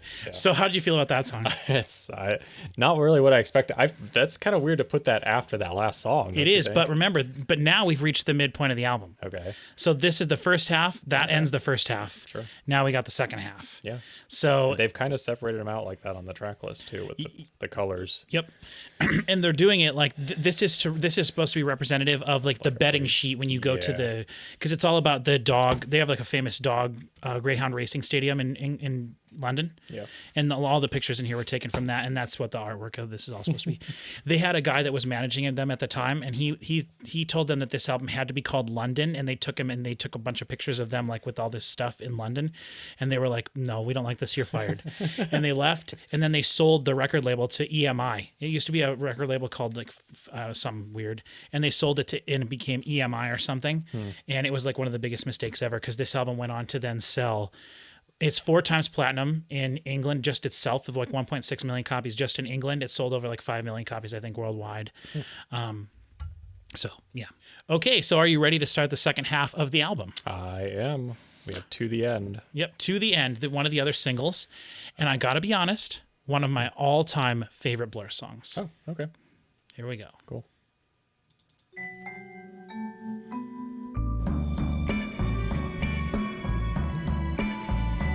Is it just like an adventure? Because it's like you have no clue what you're gonna hear. Exactly. I love it.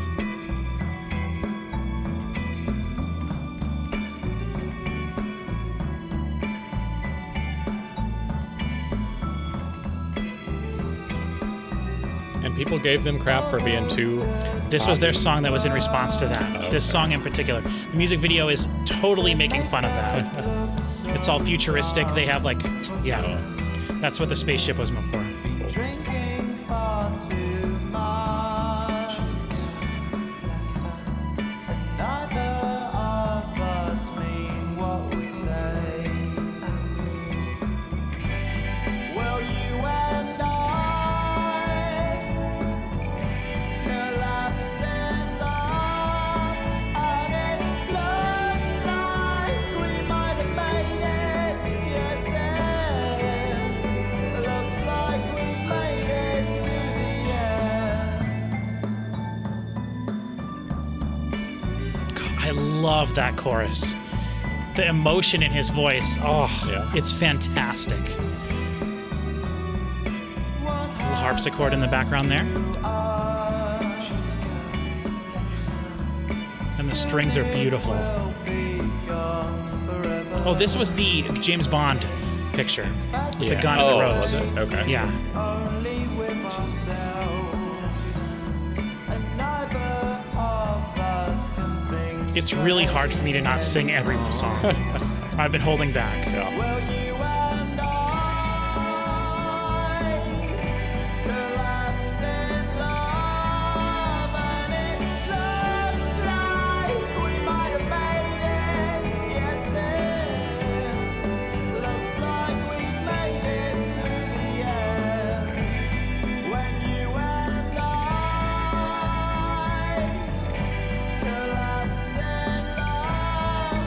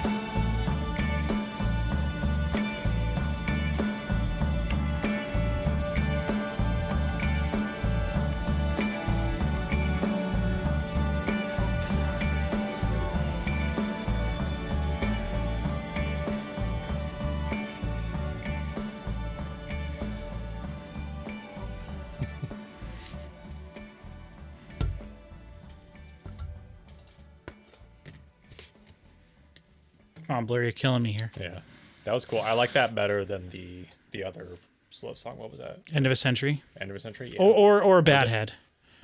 Badhead was the dun dun dun dun dun. End of a Century, I think. End of a Century was the one that was sort of similar to that. Yeah. I love that song. Yeah. I really do. It is just so good. Yeah, I don't know. I don't have That's right. If something you, specific to say about it. I just liked it. yeah, I mean the lush strings, crazy arrangement, no guitar in that song. Oh, that I noticed. I guess I didn't notice. No guitar. The bass, I don't know if there was bass guitar. I mean, there's a guess, but just some simple drums. The bounding drums that were like. Yep. And then the female French vocals, Le Flan. Yeah. Like, I don't know what those words mean. But I did look up once what they meant. I can't remember what it was, but yeah, it's really, that's such a good song. Yeah. Were their hits just big in England? Or Some of them were and some of them weren't. okay. This Girls and Boys was their biggest song, I think, in the United States for now. Right. They had one song on their earlier album. Their first album, no song. They could not break through the United States. Yeah. And then when they released their second album, they recorded a single for it called Pop Scene, which is a great song. And that song broke into the United States, but it wasn't included on the original copy of the album. Okay. On Modern Life is Rubbish Yeah. with the train. So the United States version, I believe, includes that as a bonus song. Okay. And the versions that I have all have that on there. And it's, of course, included on the 21 box set. But they're a band that their singles were pretty big deals. And they have their songs that they included on their singles were really cool. Like the bonus songs, I mean, that weren't on the albums. Oh, the B-sides? The B-sides, yeah, that's what I was saying. Their B-sides are so neat. Yeah. For this album, for Great Escape, they have a song called When the Cows Come Home, and it's very similar to the track we heard with the do-do-do-do, like the polka one. Yeah. It's like that, but with a song, with vocals and the drums and everything in there. Oh, that's cool. So it's like, yeah, they do lots of really cool stuff. And on their next album, they use a lot more of like a stacks section, so like a trombone, trumpet, stuff like that. They do that. They use really cool baritone and alto sax parts on some of their songs, and they have a lot more keyboards on the next album too. But cool. So that's their big sort of like screw you to the people who said that they couldn't write a serious song. Yeah. And it is kind of like a tongue-in-cheek type thing. But I just love the emotion in his voice there. Really good. Yeah. Okay, London Loves is up next. And if I had to guess which song is going to be your favorite song on this album, I might say this one. Okay. I don't know, but I might say this one. Okay. So this is London Loves. Whoa.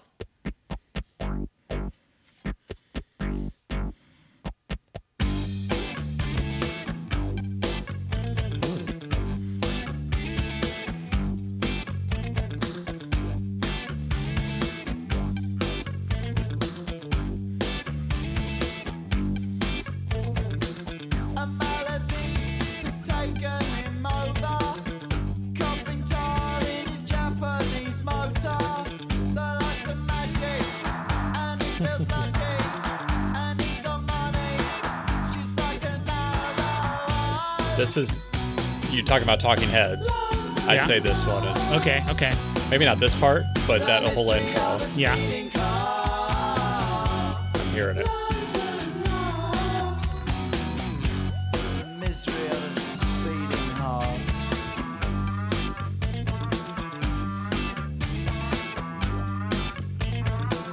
It's love you like, and everyone's at it. And words are cheap when the mind is elastic. He loves the violence, keeps taking over. So stick together before today's all forever. London loves the way people just fall apart. London loves the way you just don't stand a chance. London loves the mystery of the sea.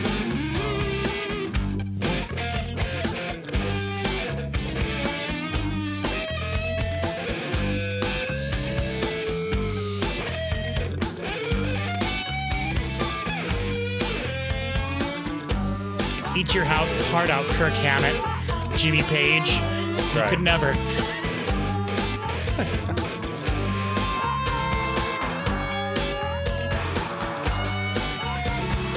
But it's about the chaoticness of the city, though, you know? Yeah. London loves the mystery of a speeding car. London loves the mystery of a speeding heart. London loves the mystery.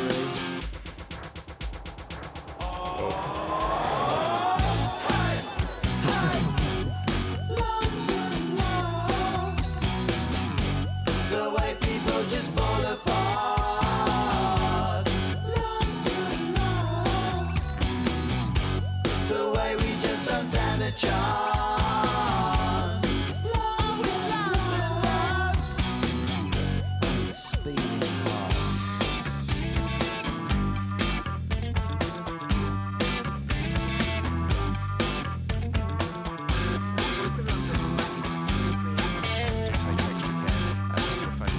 Like, oh, is there someone over there? There's a news lady behind me. That's right. Turn on the radio.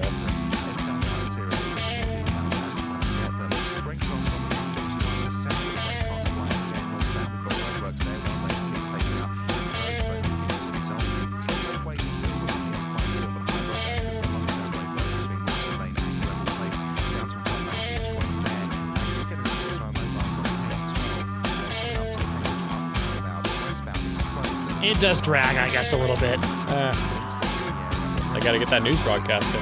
Is it going to fade out, though? I think that's kind of the point of it, though, that it is going long, you know? If I were me, I would end this by going to static on the news broadcast. But no. You son of a band. This is the most I've ever had. Yeah. Yeah. Well, just wait till Led Zeppelin. Well, although there's only like 6 tracks on there, so. Yeah, that's true. Okay. Yeah, that might be my favorite so far.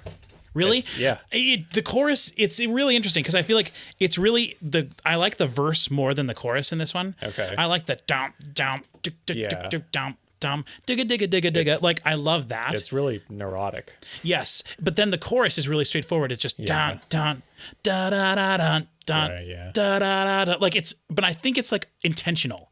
Like, Yeah. I'm sure there's like maybe a deeper meaning to all of that, what they're doing there. Sure. Because they do that kind of stuff. But the thing is, it is just kind of a cool, catchy song too. Yeah. You know? That's cool. London loves the mystery of a speeding car. And then they got a little car sound effect in there.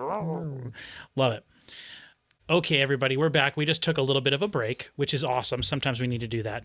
Otherwise, after recording for so long, my butt will start to hurt so bad. Yeah. We're just sitting on folding chairs, and we each have a little cushion on ours, which, trust me, will help in the long run. But when we do a Metallica video and I record for like 4 hours in a row, and we have to sit there for an hour beforehand getting everything set up, it's an ordeal, you know? So, but we're only an hour and a half into this one. So Yeah, we're working efficiently here. we are working efficiently, so...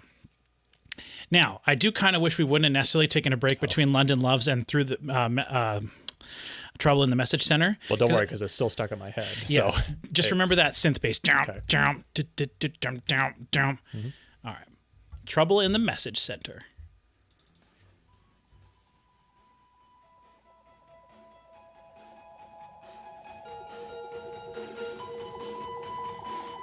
Was it a fade in from the last song, or It fades. They fade in together, kind of.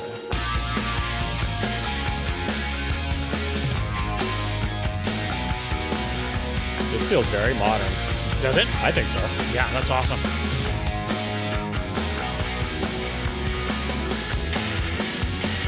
I am the message center. Local and direct. Room to room, an operator. No calls today, dear. They just have to wait, dear. I call and I collect. So just drive it softly away from the party. Made up to shine today.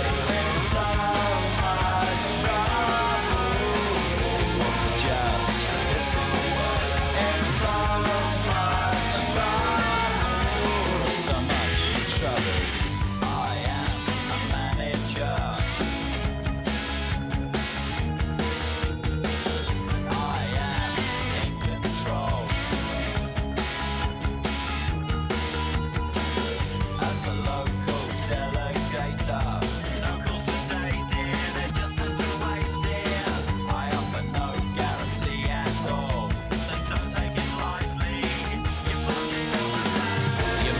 too shiny today. In so much trouble, for to just listen away.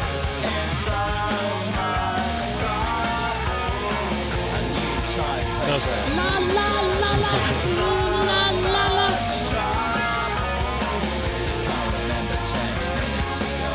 In so much trouble, too much trouble.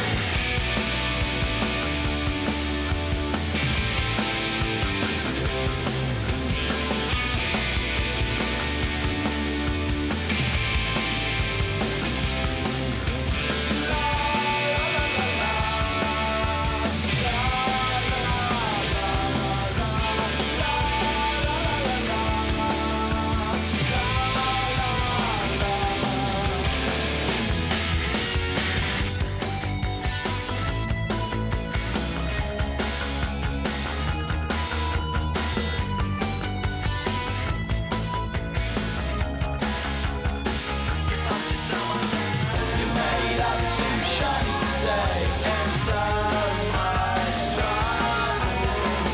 Want to just listen away, and so much trouble.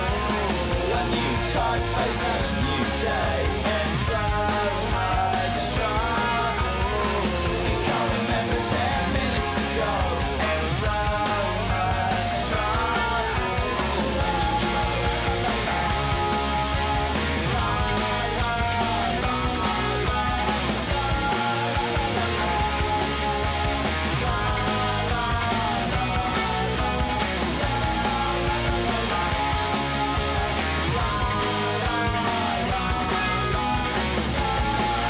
There are definitely some funky notes in there.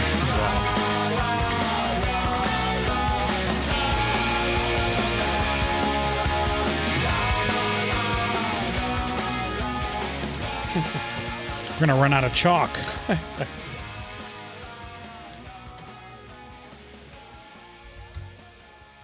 That's enough. So what is a message center? Is that the post office? I'm not sure exactly, but the way they were talking about, like he was talking about a new typeface today and no more calls today. Right. So I think what it's referring to is like kind of like a manager or something in like a maybe a call center. It would be what we call it today. Oh, okay. Like a call center would be my Just thought. like a big company, you think? Or That's what I'm thinking. Okay. Or maybe like a telemarketing system thing. Oh, okay. I mean, remember, this was mid 90s. Yeah. So I don't know, but something like that, I think. But I love how that song showcases Damon Albarn's range, right? Because he's going, la, la, la, la, la. But then he's also going, a new typeface Right. today oh, you have the message center. in the message center. You know, like he's got like a 3.5 octave range. Yeah. And like I said, in the Gorillas, the stuff people know him more for, which he does sing like this in song 2, but so Blur, I guess. But like in the Gorillas, like he sings totally different styles. Yeah. Like the first Gorillas song, Clint Eastwood, which I'm sure you know, he was really sick the day that he recorded that part. His vocal part, which is I ain't happy, I'm feeling, but it sounds like he was I ain't happy, I'm feeling glad, but like he did that. Excuse me. That's like an iconic part of the song that his voice is so nasally, and he didn't do that on purpose. Like he was sick the day that they recorded that, and then they liked it, like because they just did it like, and then they were gonna do it again later, but they liked the way it sounded. Yeah. So then he made it a point to be more nasally when he was singing, and it's like this one of the signature, not in like an annoying way. I know I just did that like over the top, but like I love the way he sings in the Gorillas, but he makes it a point to sing differently because he's doing a character. Like he is 2D in the Gorillas. This one. Yeah. So, which there is a reason his eyes are black, by the way, because this guy hit him with his car and knocked his eyeballs out. but anyway, yeah, I got their whole got the lore. Oh no, yeah, it's actually incredible, and the fact that they age and stuff throughout all their albums is amazing. Because here at this point, she was only 14. I think she was 12. She was shipped overseas in a box to them. She just showed up in a box at their doorstep, and they opened it, and she was in there, and she's a guitar prodigy. Noodle. She's my favorite member of the Gorillas. So, so yeah, how did you feel about that one? I don't know if it was my favorite. No, okay, It's cool. I yeah, mean, a bit more of a punky vibe. Yeah. but also I like the cool synths that are in it. yeah, the synth was the best. Part. I like that stuff, and I just like the it's like a neat amalgamation of all the stuff that we've heard so far on this one song, right? Yeah. There was fun stuff, and then it was almost sounds out of place when he was doing that la la la la la. Yeah. But it's like, but when they repeat it again after the last chorus, and everything's kind of in there at the same time, you're like, okay, I kind of get it, you know? At least that's how I feel about it. Sure. So, all right. Now, are you ready to listen to my number one favorite Blur song of all time? Oh, you have a lot of favorites on this album. I do. I like this but album. this isn't your favorite Well, album? so far I've said that this is like one of my favorite songs on the album. Yeah. And I've said that, I think I've only said it about this one. I've said I like to the this one a end. lot as well. I don't know. But this, just on this album, Yeah. I was saying, but this, Clover Over Dover, Your favorite? is my number one favorite Blur song. Okay. Clover Over Dover. You ready for Clover Over Dover? Send it on over. I think you're I think you're going to like this one.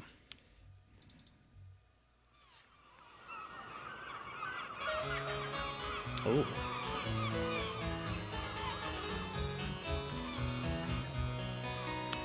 No, I like harpsichord. I know you do.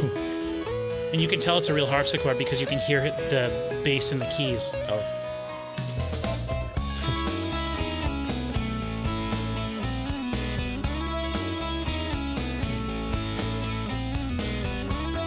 So that's Damon playing the harpsichord on this song.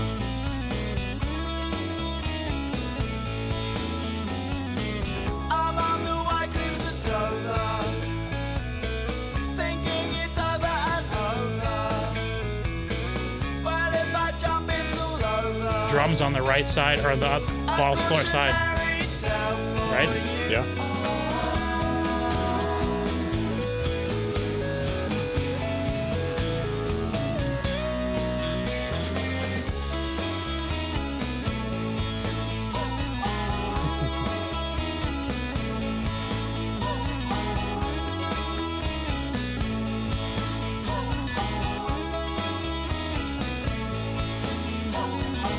I'd like to roll in the Clover,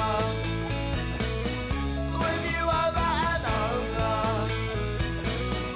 on the white cliffs of Dover, and then I let you push me over. That is the fact that in actual fact it's not where it's at and it's over. Oh, that is the fact that in actual fact I'm not where it's at, it's all over. Yes, it is.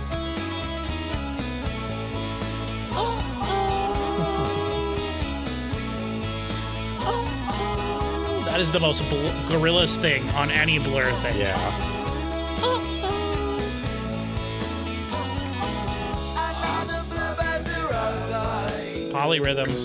over the white cliffs of Dover. And when you push me over, don't bury me, I'm not forgetting. La la la la la la la la.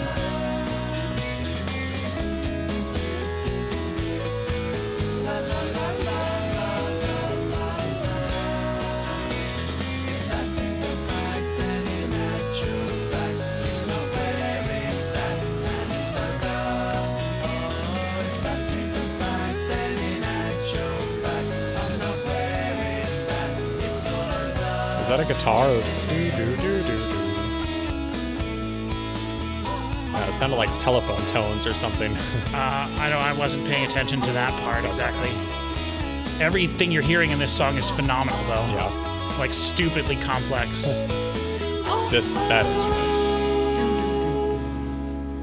That was cool. And look, they didn't fade it out. Oh, yeah. And you can hear him closing the harpsichord too, which is cool. So that I love that song. Yeah, the harpsichord really makes that one for Yeah. me. Oh yeah. It just when they go back into the it's just like, oh my gosh, to play that for 20 minutes. Yeah. I love it. And like I said, that is such a Gorillaz thing to have a refrain in a song rather than a chorus, which usually when you're talking about the refrain of a song, it's like a musical part that gets repeated multiple times in a song. Yeah. So it's like not a vocal part, but a musical part. Right. And the Gorillaz do that all the time. With Right. Clint Eastwood, they did it with, which is, or no, not Clint Eastwood, Feel Good Inc. Yeah. Right? Don't, feel good, don't, feel good. That's the refrain of the song. Then the chorus is, windmill, windmill for the land, time forever, hand in hand. Strip it on your side, it is shaking, falling down. Love forever, love is free, time forever, you and me. I love that song too. I love song 2 as well. Song 2 too. Song 2 also. So that was Clover over Dover. I know you like harpsichords because you've mentioned that to me before a couple Yeah, that's times. cool. And so I was really excited because the harpsichord is the lead instrument there. Yeah. You know? And it's crazy because the harpsichord is going, but then the guitar is going just something just as insane, Right, you yeah. know? And just these weird notes and these weird sliding things that he does. And he uses clean guitar tones in a weird way where it's almost like resonating with the song. He is such a creative guitar player, just so creative.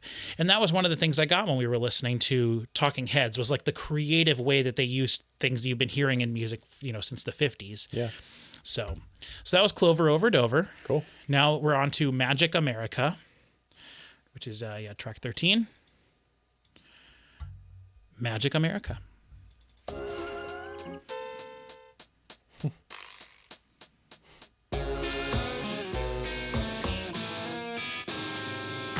Bill Barrett has a simple dream.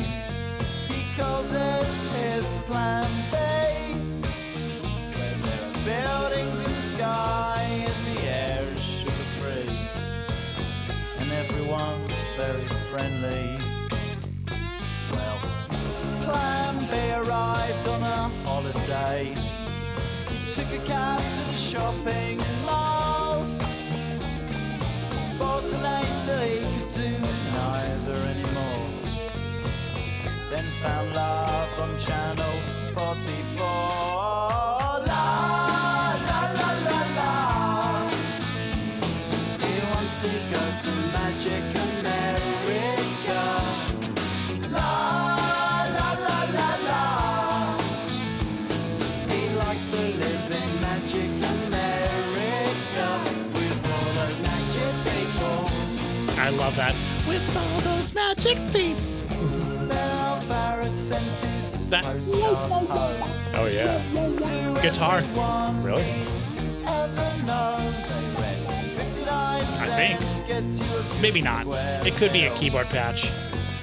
From the people Probably it's a who keyboard. care how you feel. La, la, la, la, la. He wants to go to Magic America. La, la, la, la, la. I love when British people sing about America. Yeah, it's It's always with so much disdain. All those magic people. Magic people.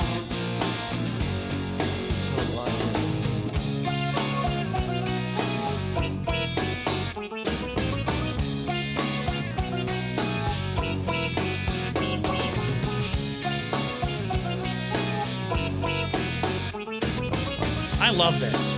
Yeah. It's so cool. They're so fun.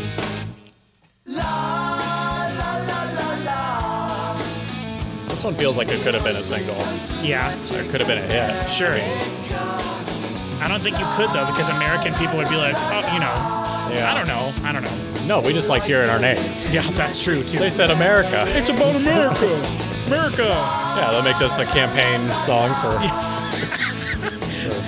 Yes. Bill Clinton at the time, it would have been, That's right? right, yeah. I wouldn't be surprised if this song's not in some way about that. And he said something about turning to channel 44. I don't know what that is, but maybe it's. It's a UHF station. With all the magic people. With all the magic. And again, just the crazy distortedness of that guitar. It's like it doesn't belong in this song. But it totally fits with everything they've done so far on the album. Yeah.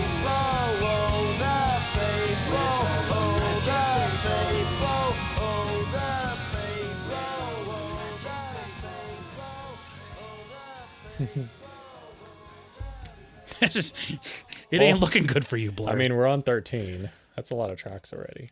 Yeah, So yeah. You're only at like 60% or something. 10% is too much. Okay, so how did you feel about that one? I know we talked about it a little bit there. It was cool. Yeah.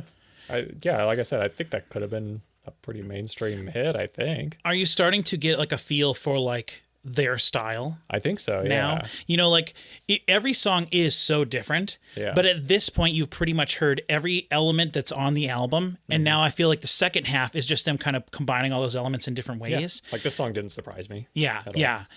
The strumming guitar during the choruses is very Blur, but also Graham Coxon just doing that crazy distorted guitar the entire song and never stopping, like.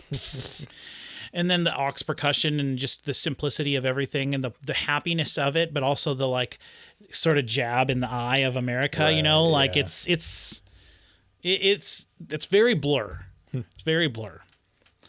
Okay, now we're on to Jubilee.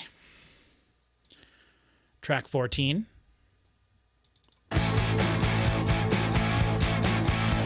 Whoa. Jubilee slouches in the settee. He's losing all will to move. He got dizzy, too much telly. He watching 24 hours of rubbish. He got butane, he got plastic bags. His eyes are going square. Oh yeah, he know right. Oh, yeah. Not just antisocial. He not going to cut his hair. Hey, just say take correctly. No one told him 17. He not mean enough. Hey, just say take correctly. No one told him 17.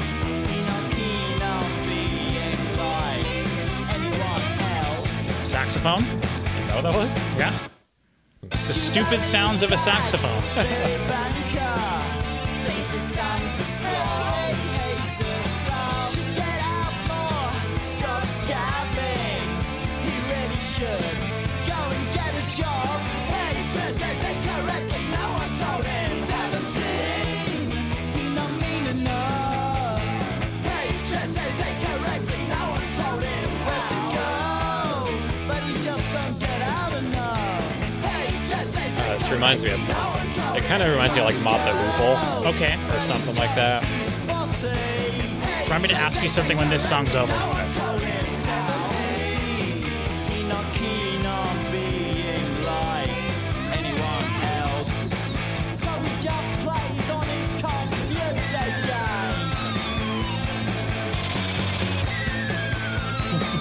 I love it. That's cool. Sounds like fireworks. Yeah. Or it sounds like arcade machine. A little noises. robot toy or something. Yeah. There's a whole Gorillaz song where he just uses toys Oh, really? to make the whole. Yeah.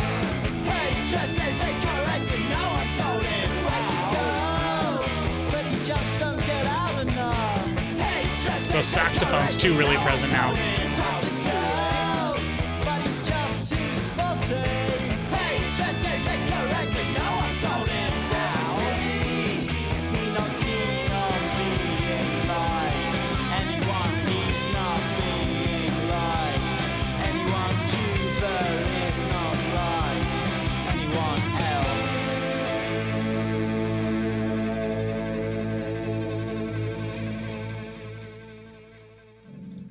So there we had the guitars were obviously going da da da da da da da da da da. Yeah. But we also had the bit like sort of baritone saxes going bar, bar, bar, bar, bar, bar, and that is what the saxophones did a lot on their next album. Okay. And that's one of the reasons I like it so much, because I don't like saxophones, but I like when baritone or lower register saxophones do that sort of like rhythmic thing. Yeah. And it's not sounding like something dying trying to do a jazz solo, which is Yeah. just what I hate about saxophones.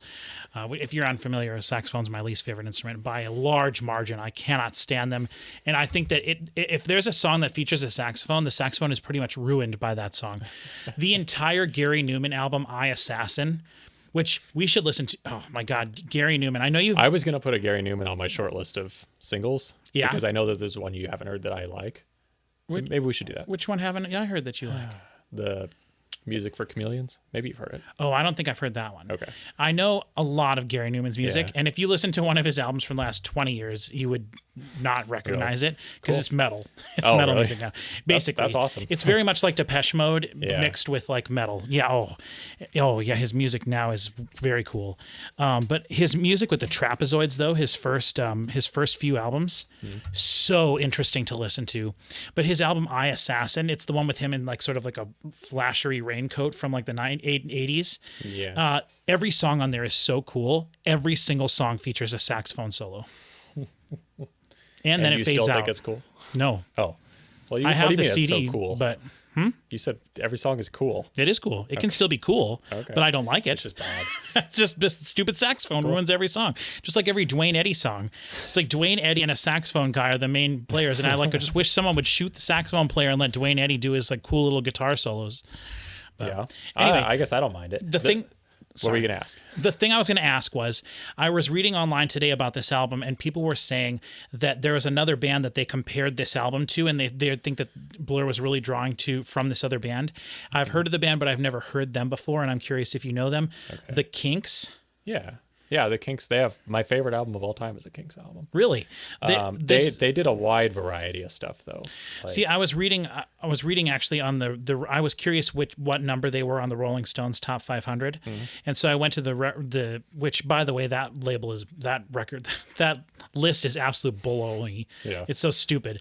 Marvin Gaye is number one, and then which What's Going On or whatever is number one, and then is Sgt. Pepper's, Right. and then is a Bob Dylan album. But they revise it like every 5 years or 10 years or something. No, they've only done it 4 times, I think. They did it first in 2000. Well, but still, They how can you revised it in change the 2002. number one when it was this? Like If these it was were the all, same- these were all albums Right. that were out. I know, but the thing is, 40 like, years ago. when I was reading online, I really rolled my eyes at it really hard. But the thing was that people felt that there wasn't enough representation on there. Okay. If an album's good, it doesn't matter what color of the skin of the people were that made the album, unless the people who made the list are racist. But that's so stupid. Right, and That's- maybe that's what they're saying, but But anyway, that's silly. But I can't speak to it. I don't know anything about Rolling Stone. But anyway, yeah. so what Bob was- Dylan, one of the greatest albums of all time, a Bob Dylan album. Are you kidding would me? hate Bob Dylan so Oh my! much. Yes, I would hate Bob Dylan. do, yeah. But how could you think that Bob Dylan, some dumb Bob Dylan album, is better than some orchestral thing that had hundreds of people playing on it and is so musically complex and it's just Bob Dylan with a Right. guitar? Get out of here. Because it's meaningful, man.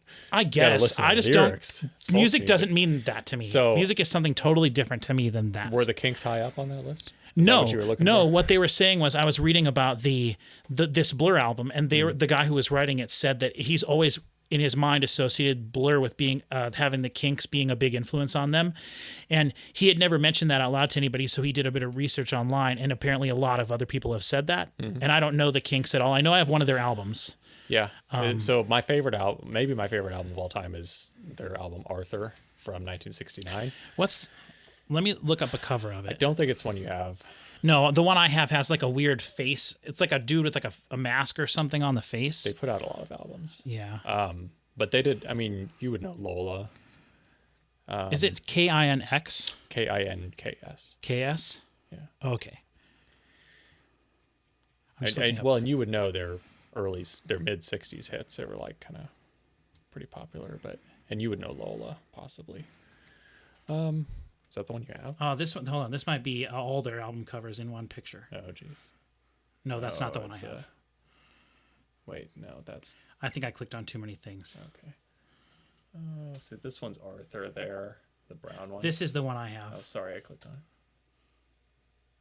Oh, That's the one I have. I don't recognize a lot of these. They had a lot of albums, and they had hits into the 80s. So which one is Arthur? That's your The brown, that one. That's your Yeah. favorite album of all time, maybe possibly. one of your top 5 Yeah, for sure. It's kind of a concept album. That's really awesome. What do they? What would you do? They sound. What do they sound? What's their song that I would know? Well, you would know Lola. How does that one go? I don't know. I only know the Weird Al parody lyrics. What's the Weird Al parody? I would know that. maybe. Yoda? Oh, Yoda. I don't know that one. I can sing the whole. It's la la la la Lola. La la la la la. That doesn't sound familiar to me at all. Huh? Well, that's a good song. Maybe we should react to that. Yeah, we could maybe. Yeah, the Kinks are very good. They had a wide. I guess I'm not getting that. I mentioned, what did I say? Mott the Hoople. Yes, is what this you reminded did. me of. But I was specifically thinking of Mott the Hoople's song, "The Golden Age of Rock and Roll," I think. Okay. Which I think was written maybe by or for David Bowie, so it kind of sounds like a David Bowie song. And then when Okay. I started thinking that, like, this song sounded very much like a David Bowie song. to me. Okay, which I don't know of any David Bowie really Yeah. at all. I can't think So- of a specific song that it sounds like, but like I could see that being a David Bowie song, Okay. like one of his 70s songs. Sure.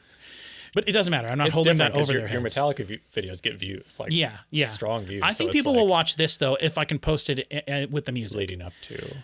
Well, the that, new but just album, also too. like people like Blur. Yeah, You know, I don't think it's a I very did not strong know that presence. they did. Yeah, I it's never would have guessed. This album is like kind of blowing me away. Yeah. honestly, so far. I know we still got 2 tracks left, but like I will be seeking out and listening to more Blur after this. well, maybe you shouldn't if we do more rap.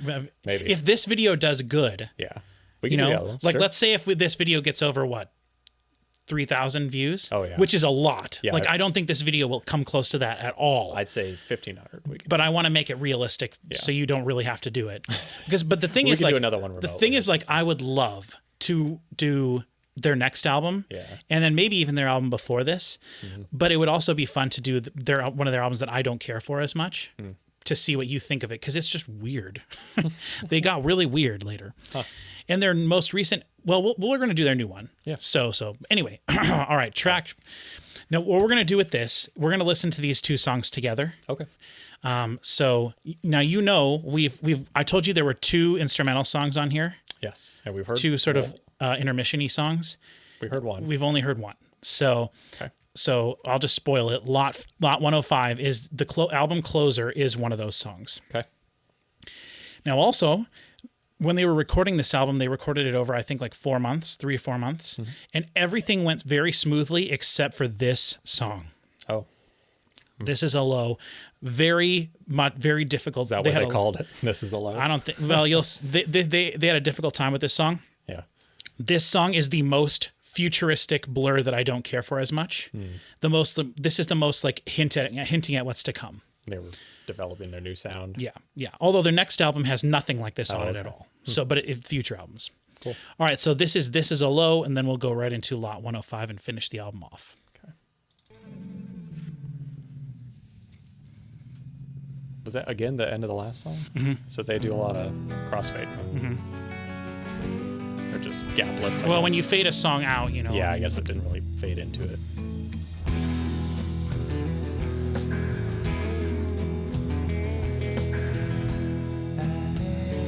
Into the sea goes pretty land and me round the Bay of Biscay and pretty.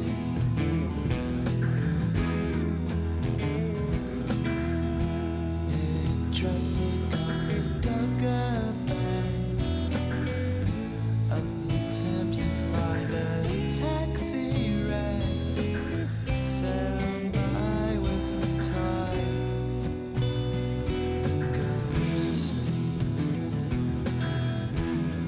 And the radio says, "This is a lie,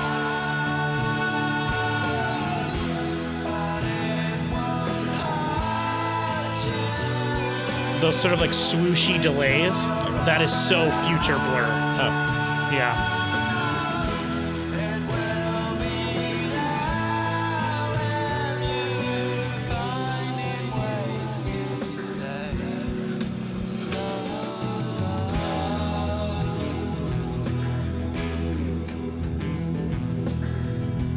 Up the time for anchromacy.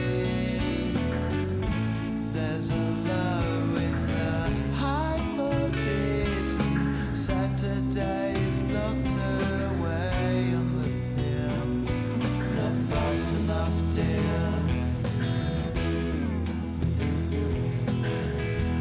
And on the Malin heads, black pollards, blue and red, and the Queen. A lot more reverb on the vocals. The drums are way less present. yeah. Like you can't really even hear the kick really. really, but they're playing softer. Yeah.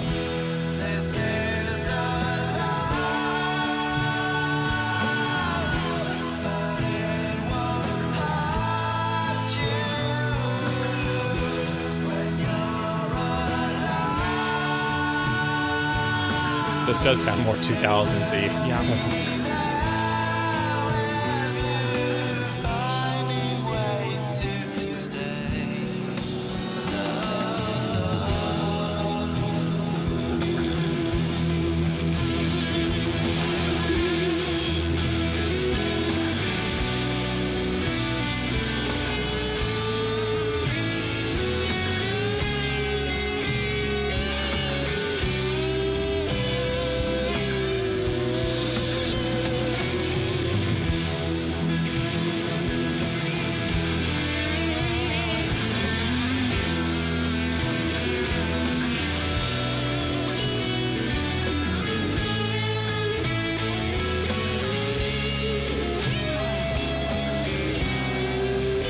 Ooh, weird note there.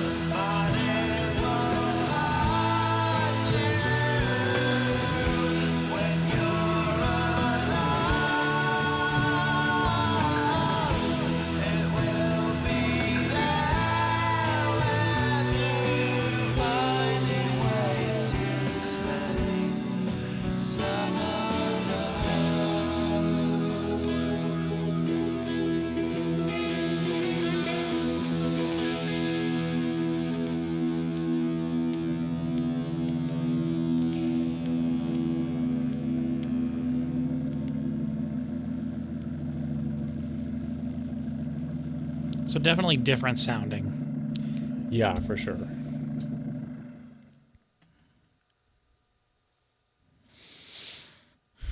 I don't particularly care for that track as much. No, me neither. It's got those emotional sort of vocals like End of a Century or To the End had, but Yeah. All right. Yeah, exiting to the lobby music. 100%. Thanks for listening to our album. 100%. This is great.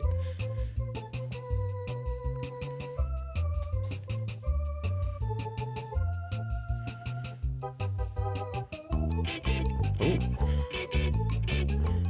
Now it's islandy.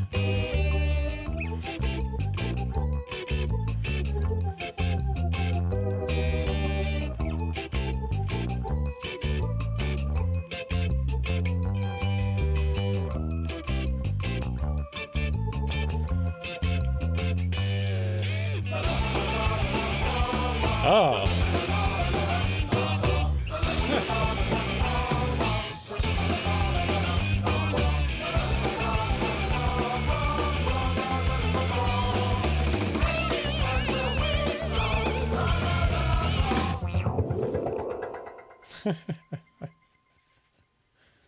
That was great. And so there's the end of Parklife. That was a great ending. Isn't it though?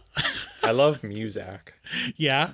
like that. Yeah, Devo put out a whole album back in the day of all their songs, but they covered them as Musilek. Dude, that's so cool. I have it on vinyl. It's like a 2-disc. That's set. really cool. What they did is when they would go out to their concerts, I guess if they didn't have an intro band or whatever, but leading up to them, they would play that over the loudspeaker. That's awesome. Like their songs as Musilek. I love it when bands do like specific stuff like Yeah. leading up to their. I love that kind of thing. That was cool. So there's the whole album. So do you want to touch real quick on that last full song, the To the End? Or not to the end. This is a low. This is a low point of the album. That's the. I agree. No, it was fine. If that's what their more like newer stuff is like 2000 stuff or whatever, then I would definitely not be as interested. Yeah. It's cool. It fits into the album. It's different. Yeah. Which is the whole album is pretty different throughout. So yes, it is. And I know you weren't necessarily saying dates specifically, but that is much more like their 1996 and their 1999 album. Okay.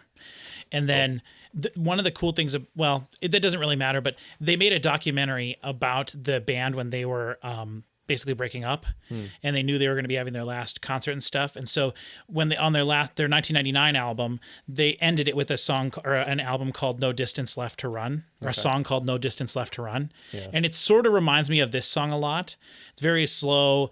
And it's like they almost don't want to. It feels like they don't want to finish it because they know they're done. Yeah. And then I think they filmed their like last concert or whatever playing it, and the whole documentary is called No Distance Left to Run. And I always get that song mixed up with This Is a Low. Yeah. So not that has anything to do with. So it wasn't their last album at the time. The one that what's his name didn't even play on. They didn't know they were going to make that album yet. Oh, okay. So they thought that they were breaking up at that point, but they weren't necessarily sure. And so the documentary is sort of like. So they didn't necessarily know, but they... This is the 99 album you're talking about? The 1999 album, yeah, which is called 13, because it was 13 years after they formed. Cool. And then 2003 and also the 13 is written in such a way that it looks like a B. Oh. And so there's like all the different ways you can make 13 look like a B for Blur. Mm-hmm. It's actually really cool. The concept is really cool, but it would be fascinating to listen to that just after listening to this, just because it is crazy. The difference, really, like how much more boring the songs are on it. It's just such long, sludgy songs. It's really weird. And then they'll have a song on the album that sort of kind of feels like this. Yeah. You know, I'm thinking like Death of a Party, which is on their album before that, or like my other favorite, Clover Over Dover is my favorite song, but it's hard to say, but my other favorite song of theirs is one that's sung, the leads and all the vocals are done by Graham Coxon. And, what is that song called? It's been a while since I've listened to it because I don't ever listen to those two albums. But anyway, it's the one good song on that album. Yeah. But anyway, it doesn't matter. So yeah, was what I said about this album correct? That like you really don't know what you're going to expect at any moment? Yeah, for sure. Although by the end, I mean, I could start to see like a cohesion at the end. Right. Right. The second half is a little less varied, I guess you would say. But maybe that's just because it's like, oh, this song's like this song, this song's kind of like this song. So they kind of go back to that, which you said it was split into two halves essentially. Yeah. Having that punk song in the middle is weird. The Far Out was a weird one. Yeah. It was really cool. This is really great. I'm gonna have to listen to this album again and maybe some of the other ones, but I won't. I'll hold off. You'll have to wait. I knew you were gonna like this. Yeah. Just because there's so many elements to this that I would think you would like. Like there are things like that to me that do feel very 80s, but also it does feel very 90s in a lot of ways too. And just like when you were showing me that Talking Heads thing, I was just like, man, this just kind of feels to me like a more straightforward sort of version of Blur. Yeah. But it wasn't straightforward though. There was like a weirdness and a wackiness to it. Right. Mostly with the vocals. Yeah. Whereas this is wacky, but I feel like it's only wacky for the first couple songs. And then after that, you get the way Damon sings. Yeah. And it just becomes part of it. Yeah, I like his vocals. You know, and I think to me at first I was thrown off by all the like specific mentions of people's names, like, you know, the Bill Barrett something on TV and Tracy Jackson. To me, it was just like it's all just British jargon that they're really throwing out. I mean that is really what it is. Yeah. And it's to me at first when I first started trying to get into Blur, I didn't really. That was a thing that it prevented me from liking it a lot. But then the more I got into them and, you know, cause I just bought their albums used over the course of years. So like, this is probably the first one I would guess. And then I probably got. You got this at Hastings? No. Before Hastings. Like in high school? No. Yes, because the first Blur album the first Gorillaz album came out in 2001. Oh, okay. So that would have been when I was researching it, and so I probably found this maybe at Homer's or some used So you went store. from Gorillas to Blur. Yeah. Okay. Yep. I bet a lot of people did. Probably. Considering how big the Gorillas I had were. known, of course, Song 2 before that. Yeah. And it's so funny because, and I've told this story before when I was talking about Damon Albarn, but I very distinctly remember being really pissed off at Walmart for having so many copies of Blur's 2003 album Think Tank, because I just hated the cover of it, which I'm talking about. Yeah. Let's see. Is this the one with song 2? Or No, this is the one with Crazy Beat on it. okay. So I hated this cover. Cool cover. Yeah, I think it's awesome It's like now. pre-Banksy. Yeah. So I really disliked that at first. Yeah. And I remember seeing all the copies of it at Walmart and just rolling my eyes every time I saw it. Did you think it was pretentious? I just no, I didn't. I wouldn't have known even what pretension was at the time. You just were tired of seeing it? I just was tired of it. Okay. And I remember specifically hating it. Like specifically hating Blur for that reason. Yeah. Now we're talking funny. 2003 when this came out. Yeah. So that's 2 years after the Gorillaz album. Right. Well, so then I started to get into Blur, and then I couldn't find this album anywhere. I couldn't find it anywhere. That's funny. And so the version that I have is the original 2003 version. I've got all the Blur single CDs upstairs. I didn't bring them down because I figured we got this, so we wanted to look at any of them. You can look at them for the next. We can do that. But like, look at speaking of pretentious, look at that album cover. Yeah. That's 13, or is it a B or is it a 13? Oh, really clever. There's a 73. Oh, Blur on the back. Yeah. Cool. Yeah, but that their big song off of that one was "Tender," which is the first track. "Coffee and TV," that's the song I was trying to think of. "BLUREMI" is great. That's another sort of punky one. So is this one bad? No, It I didn't like that one a lot. But this is the one that doesn't have. Yes, it's way better than their two ones before that. See, this is the one that's song 2. Okay. I've seen this album cover. Yeah, that's their most famous. Makes sense. Yeah. So that one and this one, that one, and then this one in order. And to me, I like this album more than this one. Okay. This is my least favorite Blur album. And that includes their first one, which is not the best. Yeah. But there's only on this on It's just called Blur. yes. Well, it's yes, yeah. This is their self-titled. On this one, the only song that I like at all, I do not like Beetle Bum, which was one of their big songs. Beetle Bum, da da da. Like I don't like that one at all. I do love Song 2. Song 2 is fantastic, but it's less than 2 minutes long, so it's like get out of here. The only song on here that I do really like is "Death of a Party." That's the only one. The rest of this, I could totally leave. I've always wondered, is it actually song 2? It is. Yeah. And then on this album, I really like "Tender." I like "Coffee and TV." I like "BLUREMI." "Battle" is okay, but "Caramel" is okay. Or So is that about EMI, What's EMI? the record label? Mm-hmm. Isn't that the record label you mentioned earlier? Yeah, I did. I don't know if that's what it is. I've never known what it is. But they use a cool vocoder type thing on there that's like BLUREMI. It's like a generated like robot voice that they then used on their big single from Think Tank, which is crazy beat, yeah. It's very much like Song 2. It's very much them capturing that essence again. I'm surprised the record label didn't make them come back. Like, make another song too. Yeah, well they did it. I guess. So then while we're here, we'll just say this is the next album that that one is I think my favorite one overall, which is the one my poster is back here. Cool cover. Yes, I love that cover. Shark.